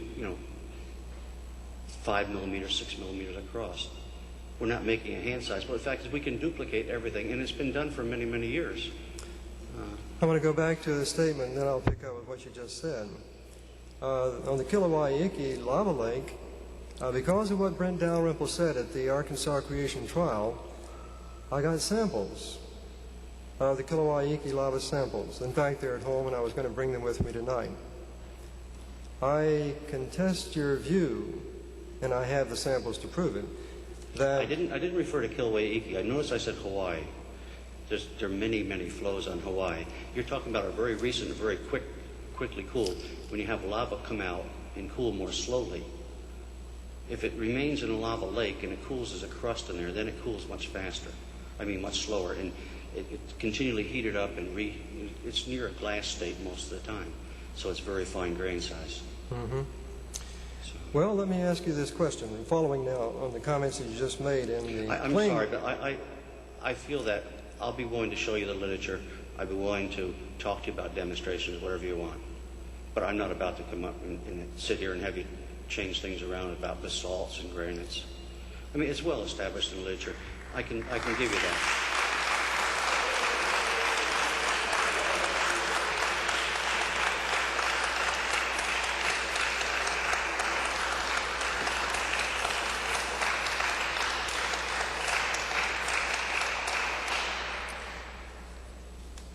I'm happy that this has occurred tonight because it's not the first time that I've heard such a claim.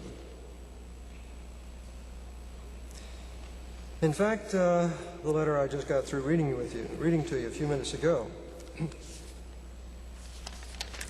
and I'll bring his name out now. A geologist up in Canada wrote me a letter. In fact, he's written me several letters. And in these letters, he's pointed out supposedly some things that relate to things that I've been publishing on and so forth. And in the context of this, one of the letters he wrote to me, this is now back in February, he said, a granite sample has indeed been synthesized in a laboratory. Now, from what the gentleman just said, of course, you've got to have high pressures, you've got to have high temperatures, and you've got to have slow cooling. Oh, pardon me, you didn't say high pressures. I should say that the evolutionary view of the formation of granite is such that granite supposedly form at great depths under high pressures. So I'll add this. This is a part of the conventional view. He goes on to say, there is a first-year geology course offered here over the television in the form of a 22-hour series called Understanding the Earth. In the program on igneous rocks, they showed a film that was taken back in the early 60s where a granite sample was crushed to a fine powder, poured into a small copper pot, water added, placed in an apparatus, and subjected to high temperatures.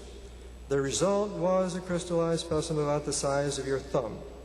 He said he had this on the tape. In other words, the granite sample has been synthesized in the laboratory.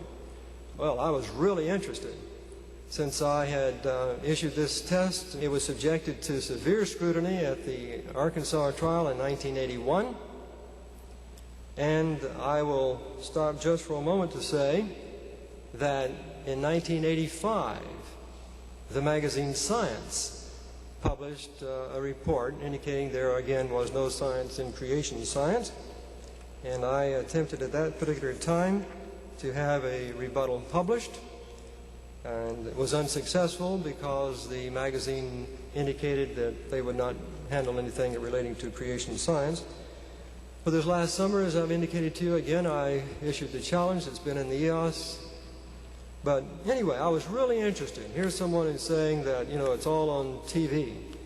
So I got a copy of this TV film, Understanding the Earth, and the particular series relating to the synthesis of a granite. And sure enough, when the material came back to me, I actually got the outline for the course. I noticed, though, that in looking at the TV video and looking at the outline of the course, it didn't really say that a granite per se had been synthesized. It said, you know, this is suggestive of how granites supposedly synthesized. Anyway, what was shown on the tape was a powdered granite, and the powdered granite was crushed and put into a furnace, and put into, I should say, a gold or a platinum envelope, and it was taken up to 700 or 800 degrees centigrade, and then it was sufficient water and so forth, it was allowed to cool over a several-month period of time. Well, I wanted to actually find the samples that were in that experiment. It wasn't good enough for me just to say, well, you know, it looks like a granite. I didn't know. Maybe it was supposedly a granite. So I called the gentleman who had done the series now in the mid-1970s. And I asked him to begin to look very particularly at that segment. And I said, I want to know, first of all, did you do the experiment? He said, no, we didn't do the experiment. We took it from an old Encyclopedia Britannica film. And so I said, well, can you tell me more about it? He said, I'll go back and look. And he went back and looked, but he couldn't find any more additional information about it. He only had one name, and through that one name, I began to call around the country, various geologists, and I finally was led to someone else, and they led me to someone else, and they led me to someone else. And I finally found the gentleman who had actually done the experiment of supposed granite synthesis. And indeed, he admitted that this is a part of, of an ongoing research program, and they were carrying on at that particular time. Well, I said, I'm very much interested in getting information on the samples that you were trying to synthesize at that particular time, the granite ones especially. And he said, well, that was some 20 or more years ago. And so I continued to check.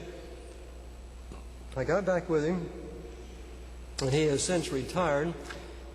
He said that he thought he perhaps had a piece from one of the experiments, but he was way out west and he wasn't coming back east until this last week, April 9, in fact. And so I called all over the place trying to get other samples of people who had done these kinds of experiments and supposedly was going to show me this information on granite synthesis. Well, I called him Friday afternoon, just last week. He was back at his home, and I said, I'm still looking for this sample that you had indicated was possibly still in existence. And indeed, he had returned home, and he had been looking for it for 4 days and was unable to find it. Well, I encouraged him to keep on looking and told him I would get back in touch with him. I guess he felt, in fact, he told me he thought, it had been left at some university someplace and he didn't have it. Saturday night, though, I received a telephone call. He had found this specimen that was a part of this granite synthesis experiment of 20 years ago. It was in another state, and all the stores, of course, are closed as far as delivery is concerned, Federal Express. But I paid to have it shipped Delta Dash from his city to mine. If you turn on the 35 millimeter projector again, you'll see a picture of it.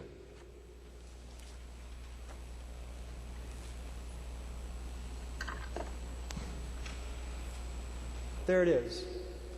There's a sample that was a part of a granite synthesis experiment over 20 years ago. 700 or 800 degrees centigrade, melted, cooled down now, and if I understood what you said a few minutes ago, you could do it in a week. Well, what we're talking about is something here, and that glass slide, right below the penny, is a granite sample that was ground up, crushed, melted, and cooled, not over a period of a week, which you said you were able to do and come up with a granite. That was cooled down over a period of 2 months. And it bears a remarkable resemblance to another piece of rock which is adjacent to it. If you go back to the previous slide, I'll talk about the other rock which is adjacent to it. Okay. Claim has been made tonight that granite can be synthesized, like the ones I have up here. But as I was in the last stages of writing my book, and I realized that such events might take place, such as what has happened tonight, I'm very, very happy that it has happened, a thought occurred to me. The laboratory of nature has provided us with an answer. In fact, granite is melted in the earth. In fact, granite comes up through pipes and extrudes on the surface of the earth from time to time. And when it does, sometimes it becomes a glass, which is obsidian. Now, if it cools lower, such as the rock you're seeing right here, technically, I think geologists say it's only a rhyolite if it's on the surface, but there are other people who are geophysicists who say it's a rhyolite even if it's under the surface and cools from a granitic melt. In other words, what I'm saying is what you're seeing on the screen right now is the rock that resulted from the cooling of a granite melt in the earth. And it cooled slowly. And the reason I know it cooled very slowly is because the writing on the rock, you can't see the 1 very easily, is 1,683.3 feet down below the surface of the earth. Now, when that cooled, the rock, the melt itself, the granite melt, did not recrystallize as the original granite. It recrystallized as a fine-grained rhyolite, meaning that the crystals of the quartz and the feldspar are very, very small, whereas the crystals in the granite crystal, which I have up here, are macroscopic, millimeters in size in some cases, and in other cases, such as the rock I'm showing, the material I'm showing right here, inches. In some places, there's a muscovite crystal 9.5 by 7 feet, 3 feet thick. In another place, an enormous crystal, 14 feet, 33 feet long, weight not less than 90 tons. We can turn the lights back on now.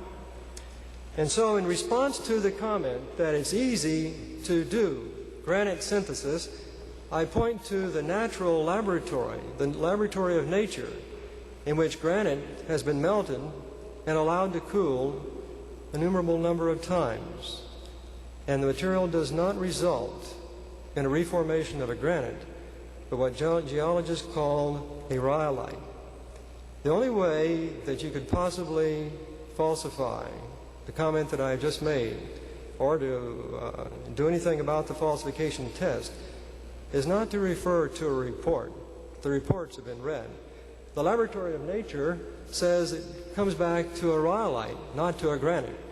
I want to make a suggestion then.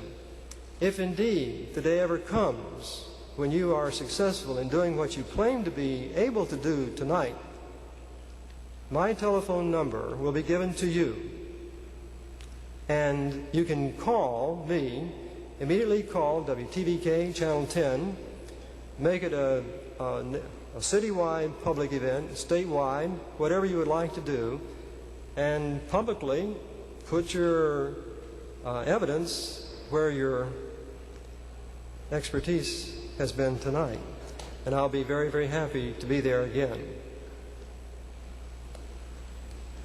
Yes. In other words, I'm saying it can't be done, and until you produce it, the laboratory of nature says that the experiment is going to fail. In fact, the experimental synthesis experiment that has already been done has been shown to be nothing except something extremely similar to the rhyolite, which is what the laboratory of nature says it has to be anyway. Yes? Even if our geology professor did melt and create granite, like what you said. Come up to the microphone.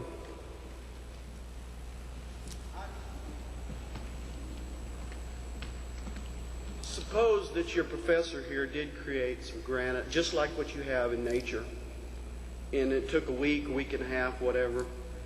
I thought the point is, would it have the polonium in it? Would it have the polonium halos?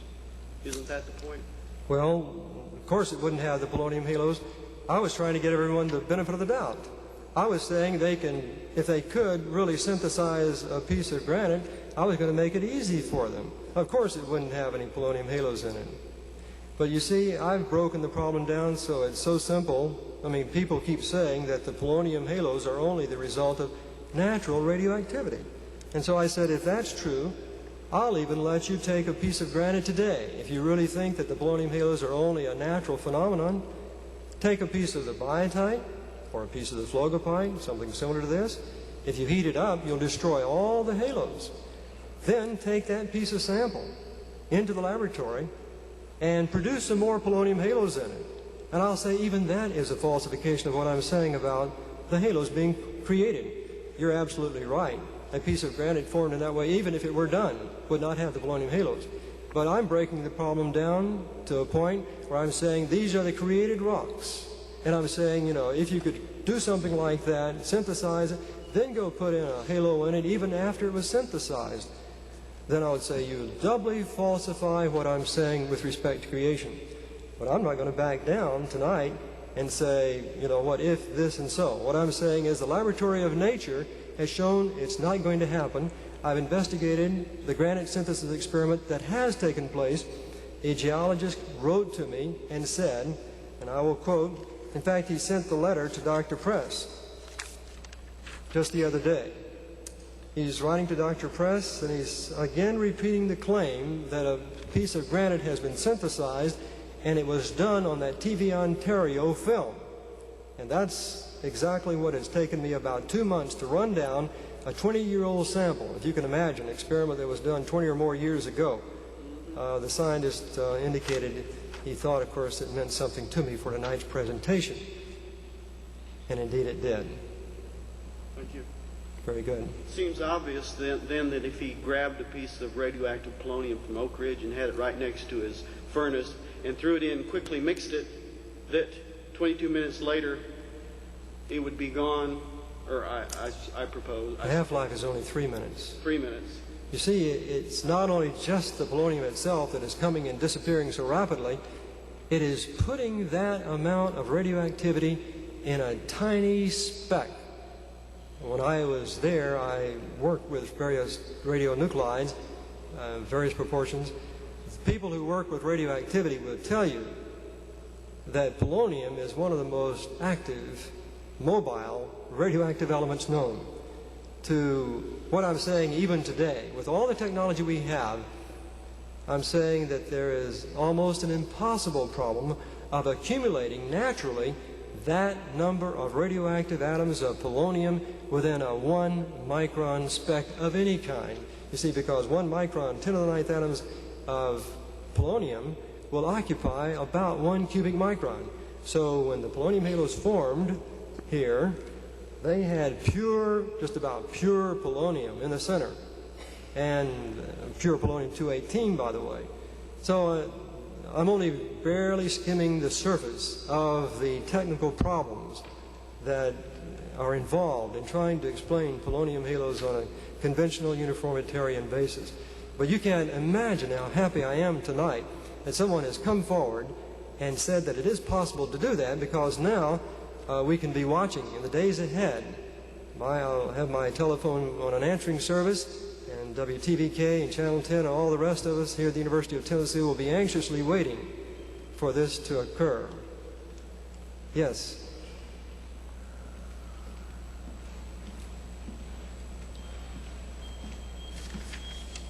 Well, I'd like to see if I've got this straight now. You take a piece of granite that's already been formed, you heat it up, you destroy the halos, correct? Okay, now, I've got 3 minutes to form large grains and have polonium halos trapped in it. Is that correct?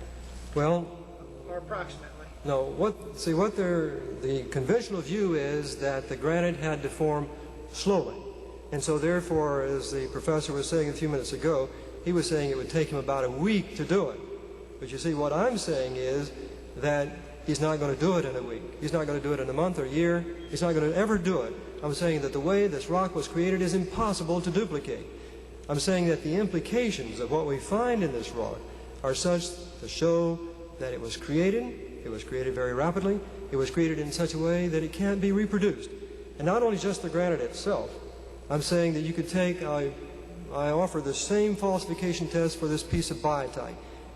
Reproduce a piece of biotite, melt it, whatever you want to do, dissolve it, and grow another crystal of biotite like this. And again, I'd say that my view of creation, this evidence for creation, this being a primordial rock, I'll take that as a falsification. So it's just not the granite itself.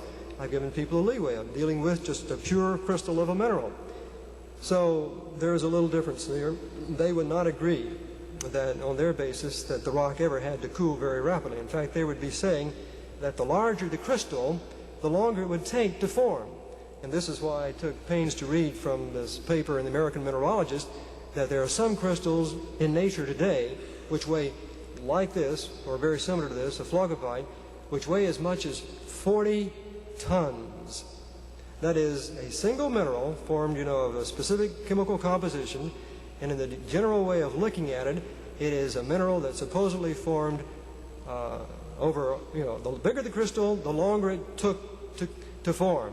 So something that, if this took a week or supposedly like this to cool down, something that was 40 tons, I'll let somebody else estimate how many millions of years supposedly that took. But go ahead. But all those halos would have escaped over 3 minutes then. Well, after about several minutes, the polonium is gone. So unless you do it, it's true. If I wanted to be very rigorous about it, if I wasn't, well, I'll simply say this. If I wanted to be very rigorous and say reproduce what you have in here now, what's in here now, I'd say take this piece of granite in the laboratory, heat it up, melt it, let it begin to cool, and not only when you need to get something like this when you finish, but it should also have polonium halos in it. That's the real test right there. Well, I wanted to try to make it easy on people. So that means if I had the knowledge to do this in the facilities, I'd have to do all this in 3 minutes, have the same grains, and have the halos trapped in it. Well, if you really wanted to reproduce what is a part of the primordial genesis rocks of the planet, yes, you would have to reproduce the granite, and you'd have to reproduce the polonium halos in the granite. That's true. Absolutely. That I would like to see. I would too. I see we need the moderators up here because I see there are questioners in the back. Would you want to stand up and let one of you stand up and invite the individuals to come forward?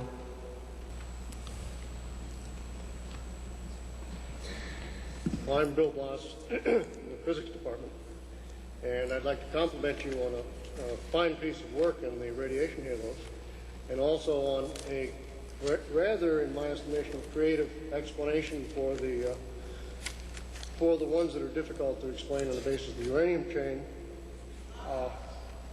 I'm bothered, however, by a comment in your book on page 49, where you say the last chapter emphasized that when I associate polonium halos in granites with extinct natural radioactivity, scientists understand this to imply only a few minutes elapsed from nucleosynthesis to the formation of the solid Earth. Okay, well, follows.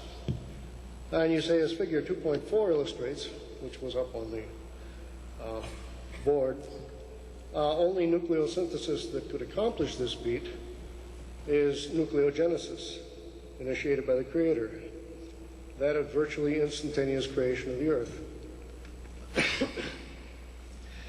I would suggest that you consider a parallel.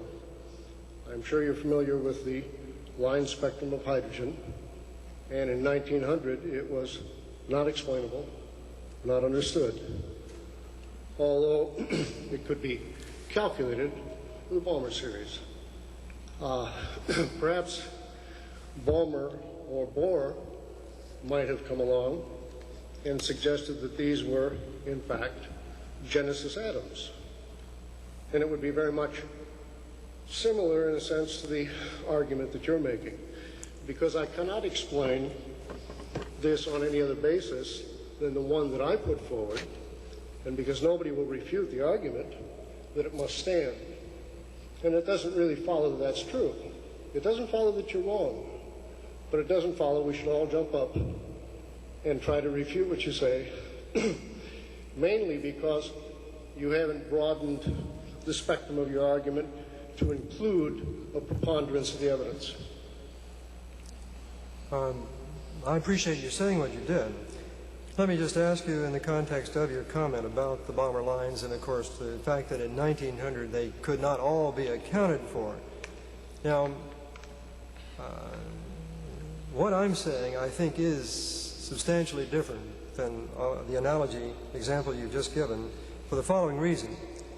At the time that we were discussing, bringing out here, which of course was the turn of the century, we both know that quantum mechanics had not even come into existence. We know that the Bohr atom was not around at that particular time. As you say, there was some basis for understanding some of the spectral lines, but not all of them. Now, is it not true that we realize, the history of physics tells us, that the physicists of that day realized that they were coming into a period where new ideas, new concepts in physics were going to be generated. As we both know, in the late 1860s, we have Hertz, we have Maxwell with electromagnetism, we have the discovery of radioactivity, we had X-rays in 1897, Becquerel, and then around the turn of the century, radioactivity being discovered, then alpha radioactivity by Rutherford, alpha, beta, and gamma rays. Now, this was a period of time, I think, where physicists generally recognized that new developments were immediately on the horizon, and they didn't have an understanding fully, for example, of the atom itself. Now, I didn't find, as I read the history of physics, that people were postulating that the Balmer lines were necessarily the result of creation. What they were doing was asking whether or not those lines were going to tell them something about a deeper understanding of the theory than they had at the present time. Now, coming back to 1987,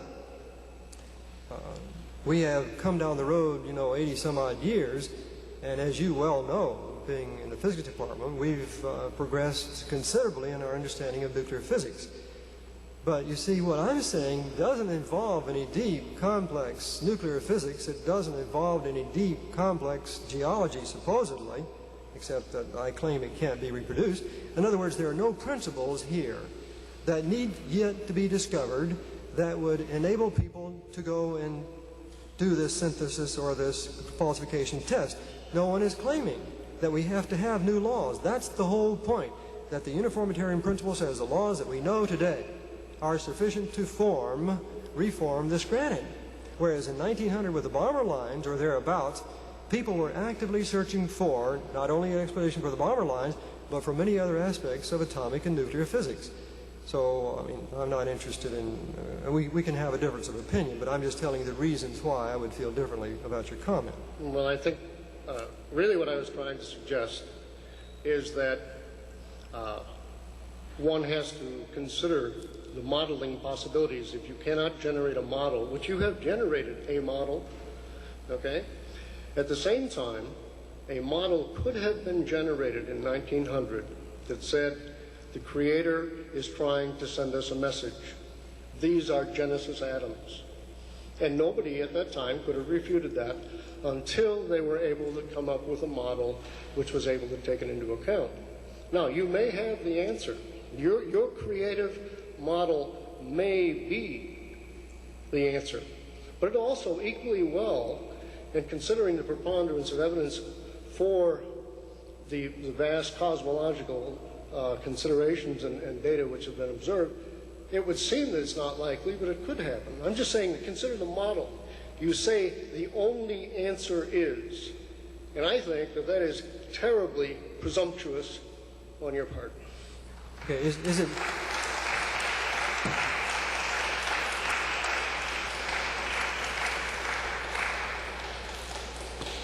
Let me say I'm happy for the applause when people, feel like that you have someone here representing your viewpoint. I think that's great.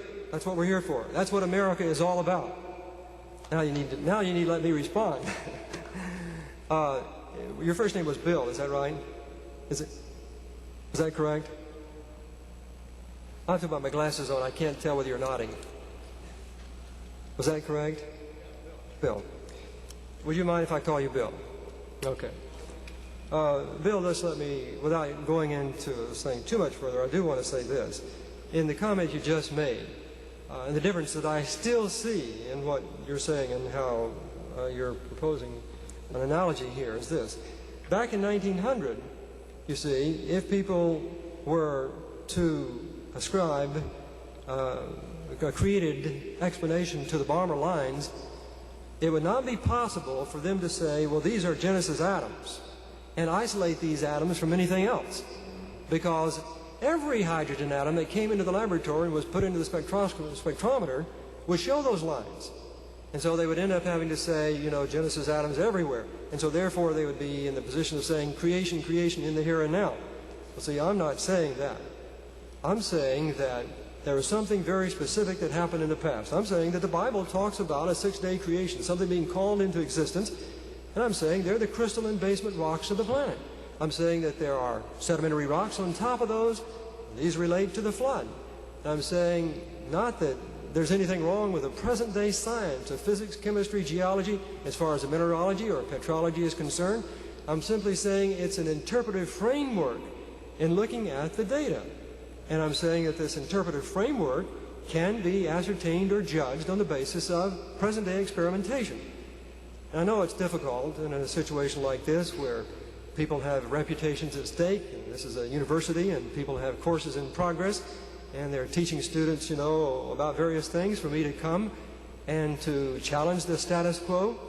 I don't mean to hurt anyone's feelings. Nevertheless, in a free America, we have this opportunity to have the dialogue, and this is what we're having tonight. And let me say how much I appreciate your comments. Now, one other thing, you indicated, of course, you thought it was presumptuous. If that's all people are going to say about me as a result of what I'm saying, I'm home free. Bill, that was one of the kinder remarks.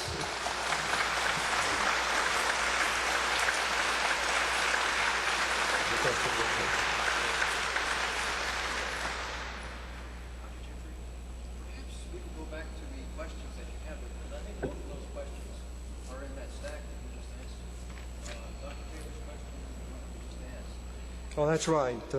We got out of the line of questioning when someone came up. If creation is possible, why not prove your case by creation of a like sample? This seems more likely. Well, I'm glad that question. I'm glad to hear applause because I'm glad that question was asked. The fact of the matter is, you see, the whole point of my comments and talk tonight is that creation is something I can't do. Creation is something that belongs in the province of the Creator.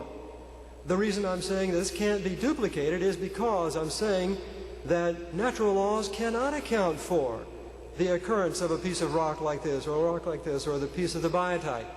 So I never claim. I say it's impossible to go back and try to form or, quote, create anything like this in the here and now. So this seems to be a misunderstanding of what I was saying. It says, what exactly are the halos composition?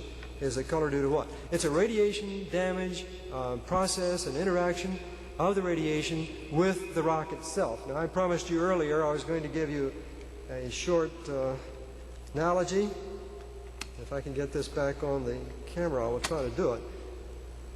Dare I ask someone to turn the lights out just very briefly and then turn them back on? Wait a minute, let me turn this on.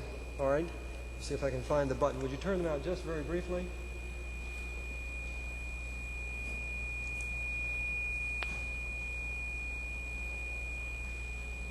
More out. No, these up here on up.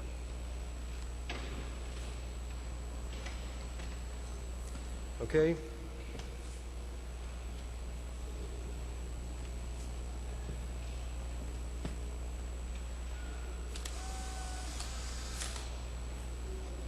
Thank you. You can turn it back on now.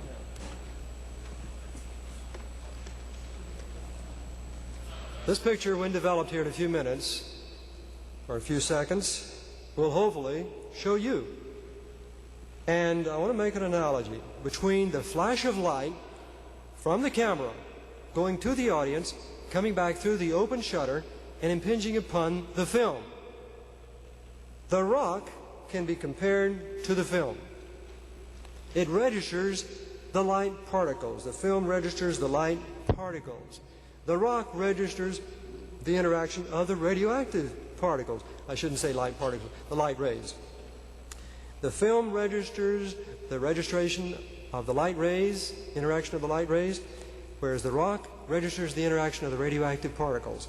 The synchronization of the light with the open shutter coming through is the same as the synchronization of the radioactive particles interacting with the rock. It takes both the instantaneous flash of light coming through the open shutter, impinging upon a template, in this case the film, in this case the rock. And so this is the analogy, the way in which you've got to have an almost instantaneous crystallization, creation of the light or the radioactivity in order to retain or to maintain or to produce the photograph, which is the halo in the rock itself. Perhaps this will aid at least a little bit in another simple analogy of why I'm talking about instantaneous creation in terms of the halos. Let's see, Jim Watson, I've already answered. Here we have a question from Tom Green. Could you please explain how the halos could prove or disprove the constant decay rate of radioactive elements such as uranium-238? What I'm simply saying is this. If indeed there is creation, then we have the action of laws which are above and beyond anything that we know of today. We have something being called into existence which didn't exist before. You see, that breaks the chain of events from the present back to the infinite past. If the uniformitarian principle, which is that, if you break the chain of events, if physical laws have not always been the same as at the present time, you break that chain of events, you break that constant decay rate assumption. It goes on to say, are you saying that in order for the uniformitarian principle to hold true concerning the formation of the rocks, that the polonium halos' half-lives were orders of magnitude longer than they are today? No, I'm not. I'm saying that creation itself is one of those special periods where the Creator intervened and the earth itself was brought into existence. There then followed a period of uniformity. And during that period of uniformity, the polonium decayed, the polonium halos formed. There was another long period of uniformity, and as you read the book, if you're interested, you'll find that I postulate another period of uniformity and have the evidence given there in the book that the other uniformity, at least one other disuniformity, non-uniformity, was the flood. And so there are at least two separate periods of non-uniformity which break this uniformitarian chain. I've already answered that question. I think the rest of these, as far as I can tell, I have answered. And now I would like to turn my attention then to the last part of my talk tonight. Remember I said I had... pardon, surely there's another one here. Well, if I didn't somehow, it may have gotten overlooked, but I'll be happy if you'll tell me what it was to respond.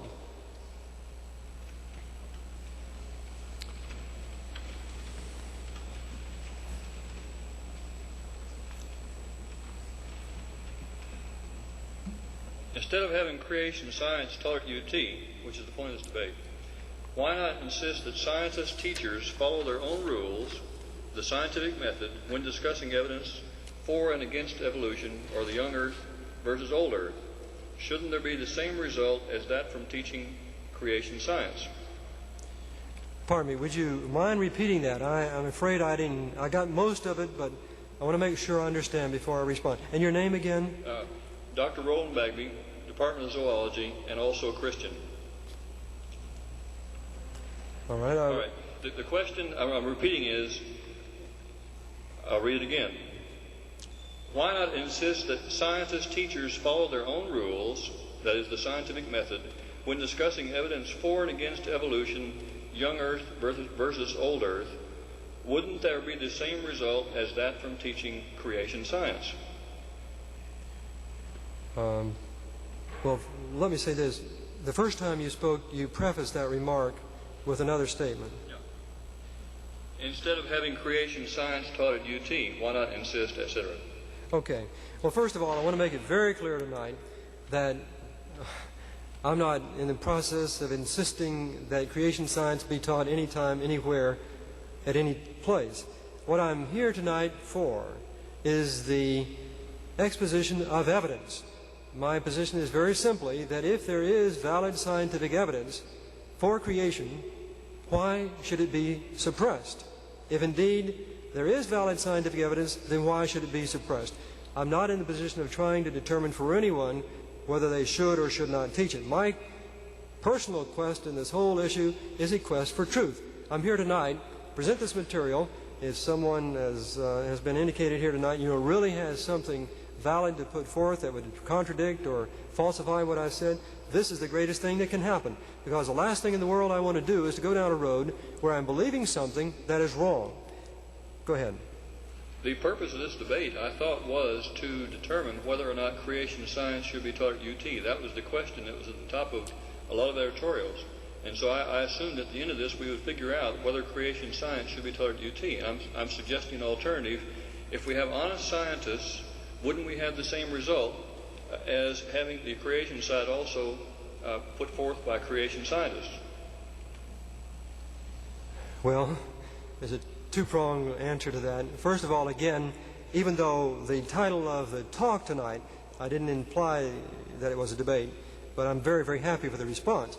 I, again, do not want to imply that I was trying to make it appear as if I was enforcing or trying to enforce or trying to prejudice or persuade people to teach creation science. It's simply a matter of coming and asking the question, should it be taught? The answer, I think, lies in whether there is evidence for creation to teach. If there is valid scientific evidence, then, as far as I can tell, the academic freedom that exists in colleges and universities should open the door for it to be done. Now, the other question, the statements you've made, of course, you put me on the spot in the sense that you've essentially said, if people are honest, wouldn't such and such happen. I like to feel that everyone is honest, and I'm not here tonight to imply that anyone is dishonest. I'm here tonight to present information and to obtain rebuttals, to entertain questions and responses, and this is what we've had, but I, in no case, I'll have to bow away and shy away from the point of judging someone and what they're doing. But I appreciate your questions. I do appreciate that. You may surely go right ahead. Come up front.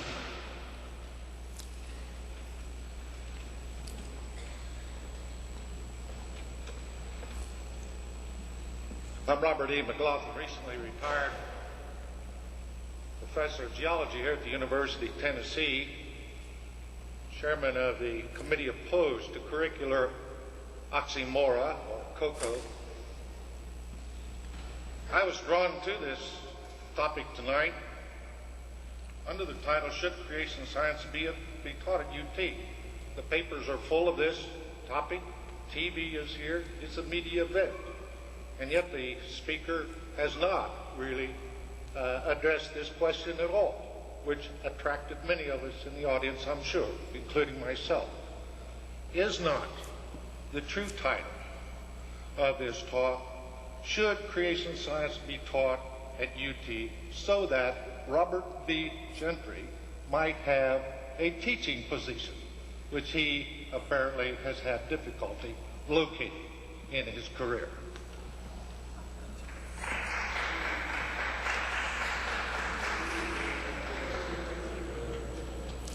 Dr. McLaughlin, I think we know someone in common. David McQueen, is that correct?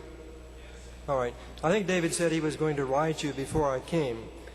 Let me say I'm very happy and pleased that you came forward and made the comments that you made. It wouldn't have been a complete night without something like this.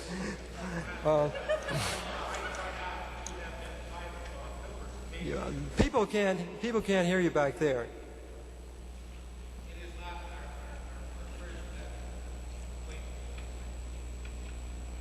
I'm sorry, I didn't.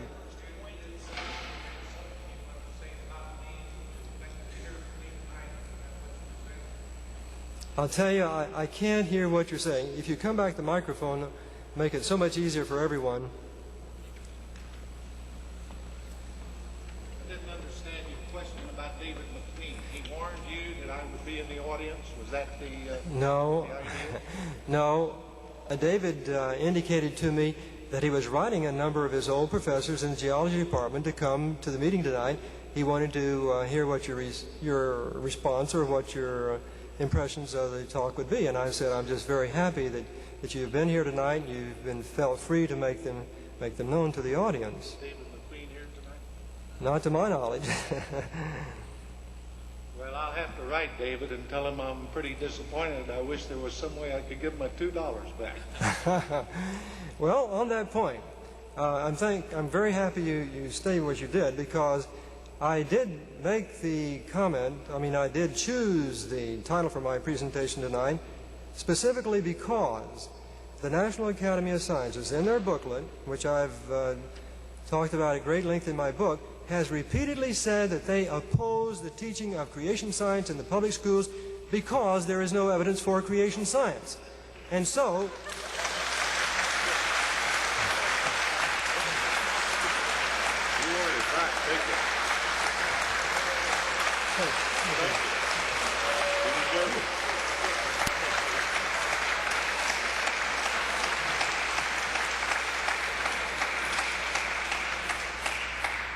One wonders where the expenses for this presentation tonight have come from.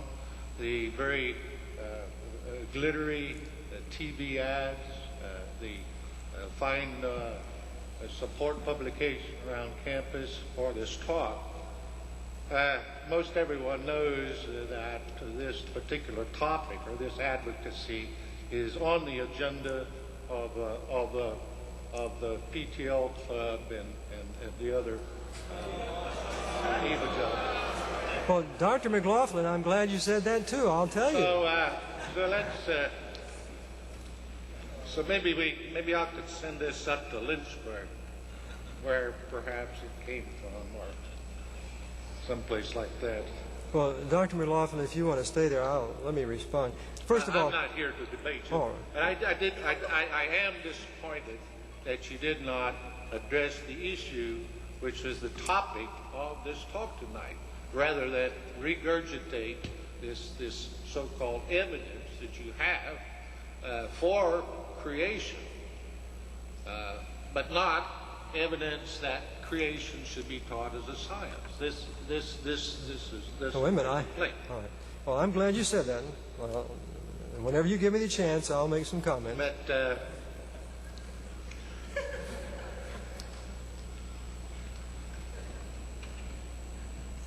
But just so you have some more money to support your further research, I'll make that donation to your, whatever it might be. Well, again, this could only happen in America. How great it is to be in a place where people can say anything and everything they want to say about you. Well, let's see now. Let's go back to the comment about me not really responding to the topic tonight, as I was just saying a few minutes ago. The reason I have done what I've done tonight is really very simple to explain. The National Academy of Sciences, which I've documented in my book several times, and which you undoubtedly have seen their booklet, as we've read tonight in that letter I sent to Dr. Press, they say over and over again, in fact, that was what was published in the Physics Today article, and I've read it again tonight, they say that essentially they do not want creation science to be taught because there is no evidence for creation. There is no evidence for creation, no scientific evidence whatsoever. And so I thought tonight that with the University of Tennessee faculty, what value would it be for me to come to an esteemed, educated, sophisticated audience and to stand up here and say, well, really what I believe about teaching creation science at the University of Tennessee is thus and so. My opinion doesn't really make any difference unless I back it up with something that is scientific. Yes, I am taking a position. I'm saying very clearly tonight that the evidence for creation science does exist, and I'm saying is that it really hasn't been refuted in spite of what was said tonight, and I will maintain that position until the gentleman in the geology department comes forth and actually produces this piece of granite. I'll say it has not been falsified, that it is scientific evidence, and that it does falsify the theory of evolution, and that indeed this does need to be taught. Now, that needs to be made very plain.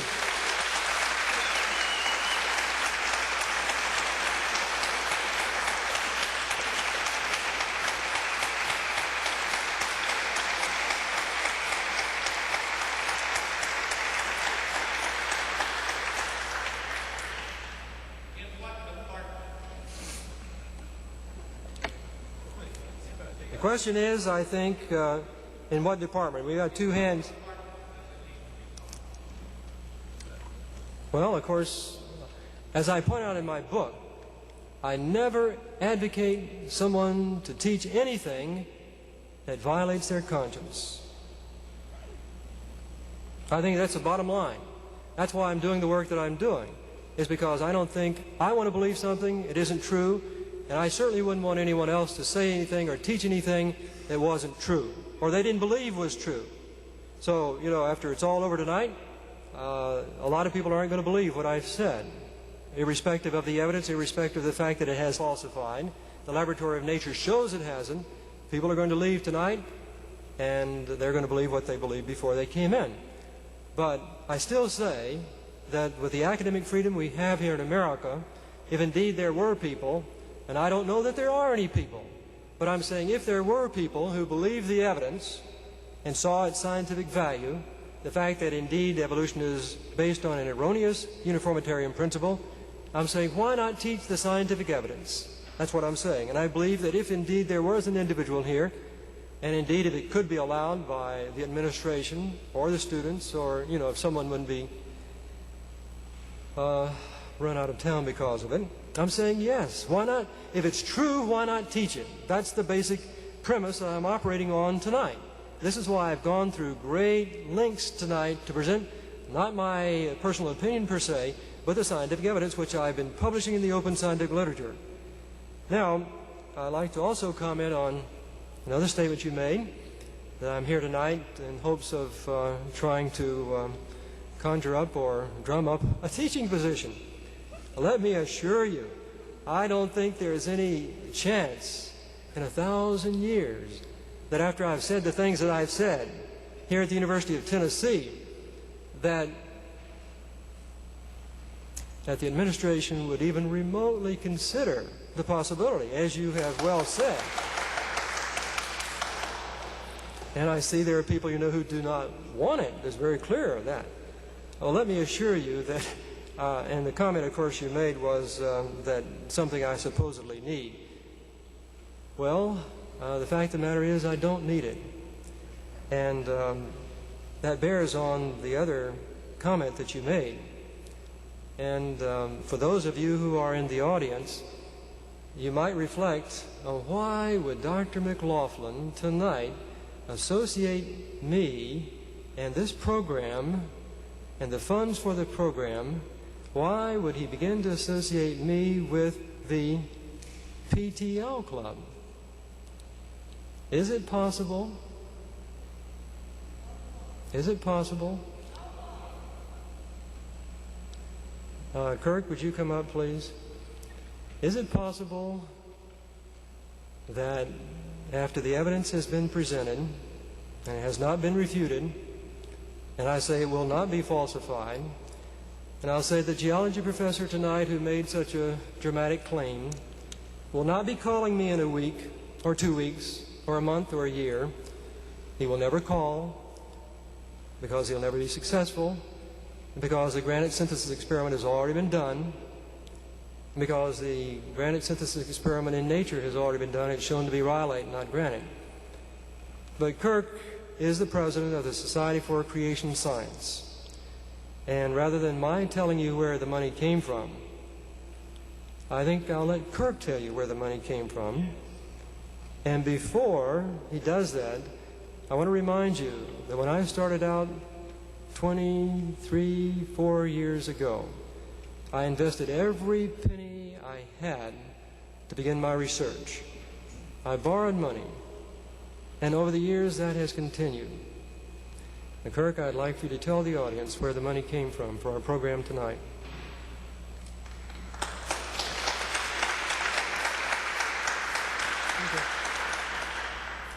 I'm rather glad he called me to the front.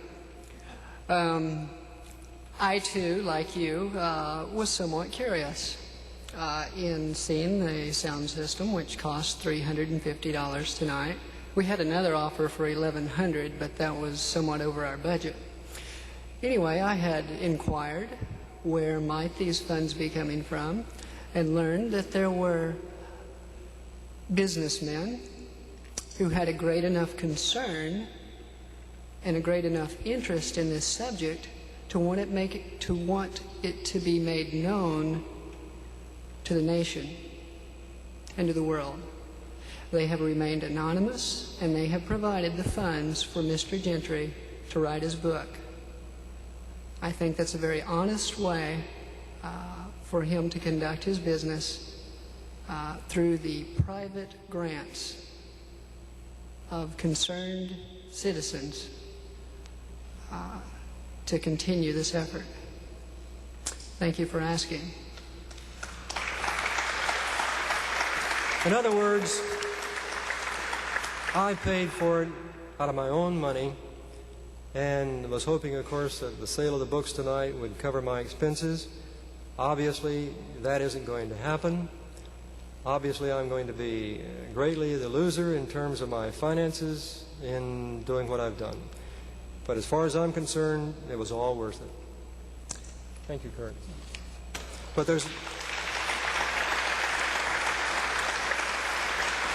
I'd like to say this as well. There was no one connected with that organization that was just mentioned.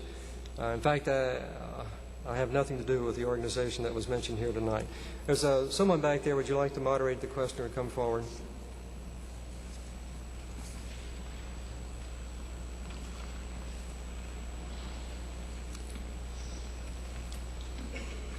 The gentleman that just spoke, Dr. McLaughlin, says he was somewhat disappointed. But he's not near as disappointed as most of us are, and that he is here, and instead of refuting the evidence you presented, decides instead to attack the man. That is it seems, over the past several years, has been the method that those who deny creation scientists have taken.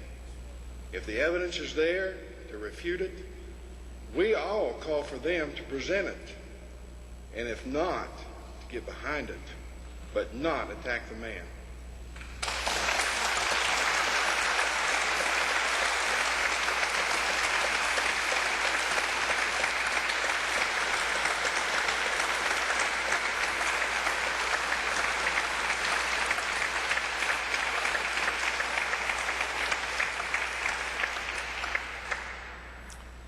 Well, what can I say except, of course, I appreciate the comments. However, I don't want anyone to feel that you hurt my feelings.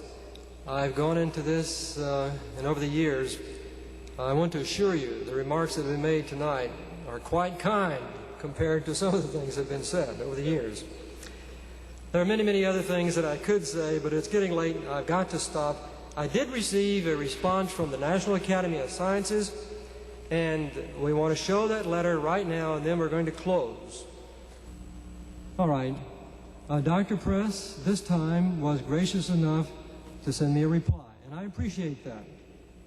As you can see, he says, I am responding to your letter of March 24, 1987. The booklet, Science and Creationism, A View from the National Academy of Sciences, provides in detail an answer to the main point of your letter, the reasons why this institution, meaning the Academy, maintains that creationism should not be taught in the schools.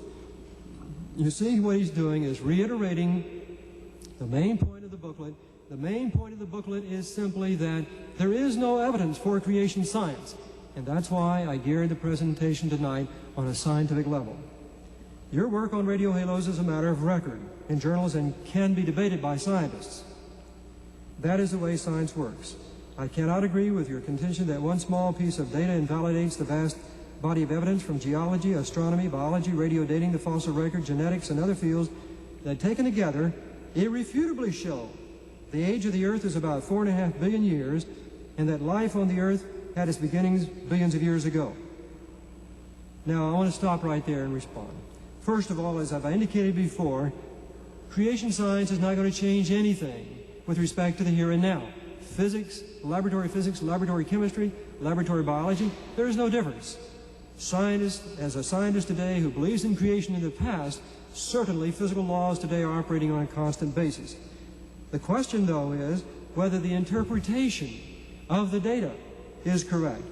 And as individuals sometimes do, Dr. Press has taken the science of the present, which is valid, and has lumped that with the science of the past, or what is presumed to know about the past, when he, of course, talks about geology, and, of course, assuming that he must mean historical geology or the interpretation of geology, and thereby equating the historical interpretive aspect of geology with the so-called, for example, mineral identification and the physical aspects of geology which can be validated in the here and now.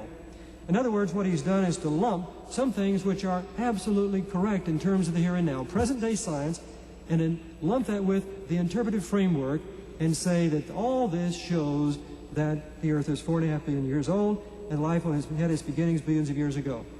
Notice this, and I'll read the last statement, then we'll go back. Notice this. Dr. Press does not even mention the falsification test. Doesn't even mention it. This is what it's all about. People have said creation science is not science because there's no way to falsify. There is a way to falsify. And there's also a way to tell whether the evolutionary principle is valid or not. And as of this night, the evidence is that the evolutionary fundamental premise of the evolutionary theory is wrong, that evolutionary theory is falsified. Here's the last statement. There's a quote from Albert Einstein inscribed on his statue on the grounds of the Academy building as follows. The right to search for truth implies also a duty. One must not conceal any part of what one has recognized to be true. Well, from the very inception of my work, I presented everything that I have found to the scientific community in an attempt to get a response. I have hidden and concealed nothing. You may reflect tonight as you leave whether the same has been true in respect to the way in which the work that I have done has been presented to the scientific community. My whole book is an attempt to reveal everything that is done. And the thing I want to reveal the most tonight, which is yet to be responded to by factual evidence, is the evidence for creation in terms of the falsification test, the creator creating something which today cannot be reproduced. I would urge you to consider all the evidence. This I have done. This, too, is the way science works. I would suggest tonight, in considering all the evidence, it is the burden of the other side to consider the falsification test and the evidence of the halos, which have yet to achieve an explanation within conventional science. Thank you, and good night.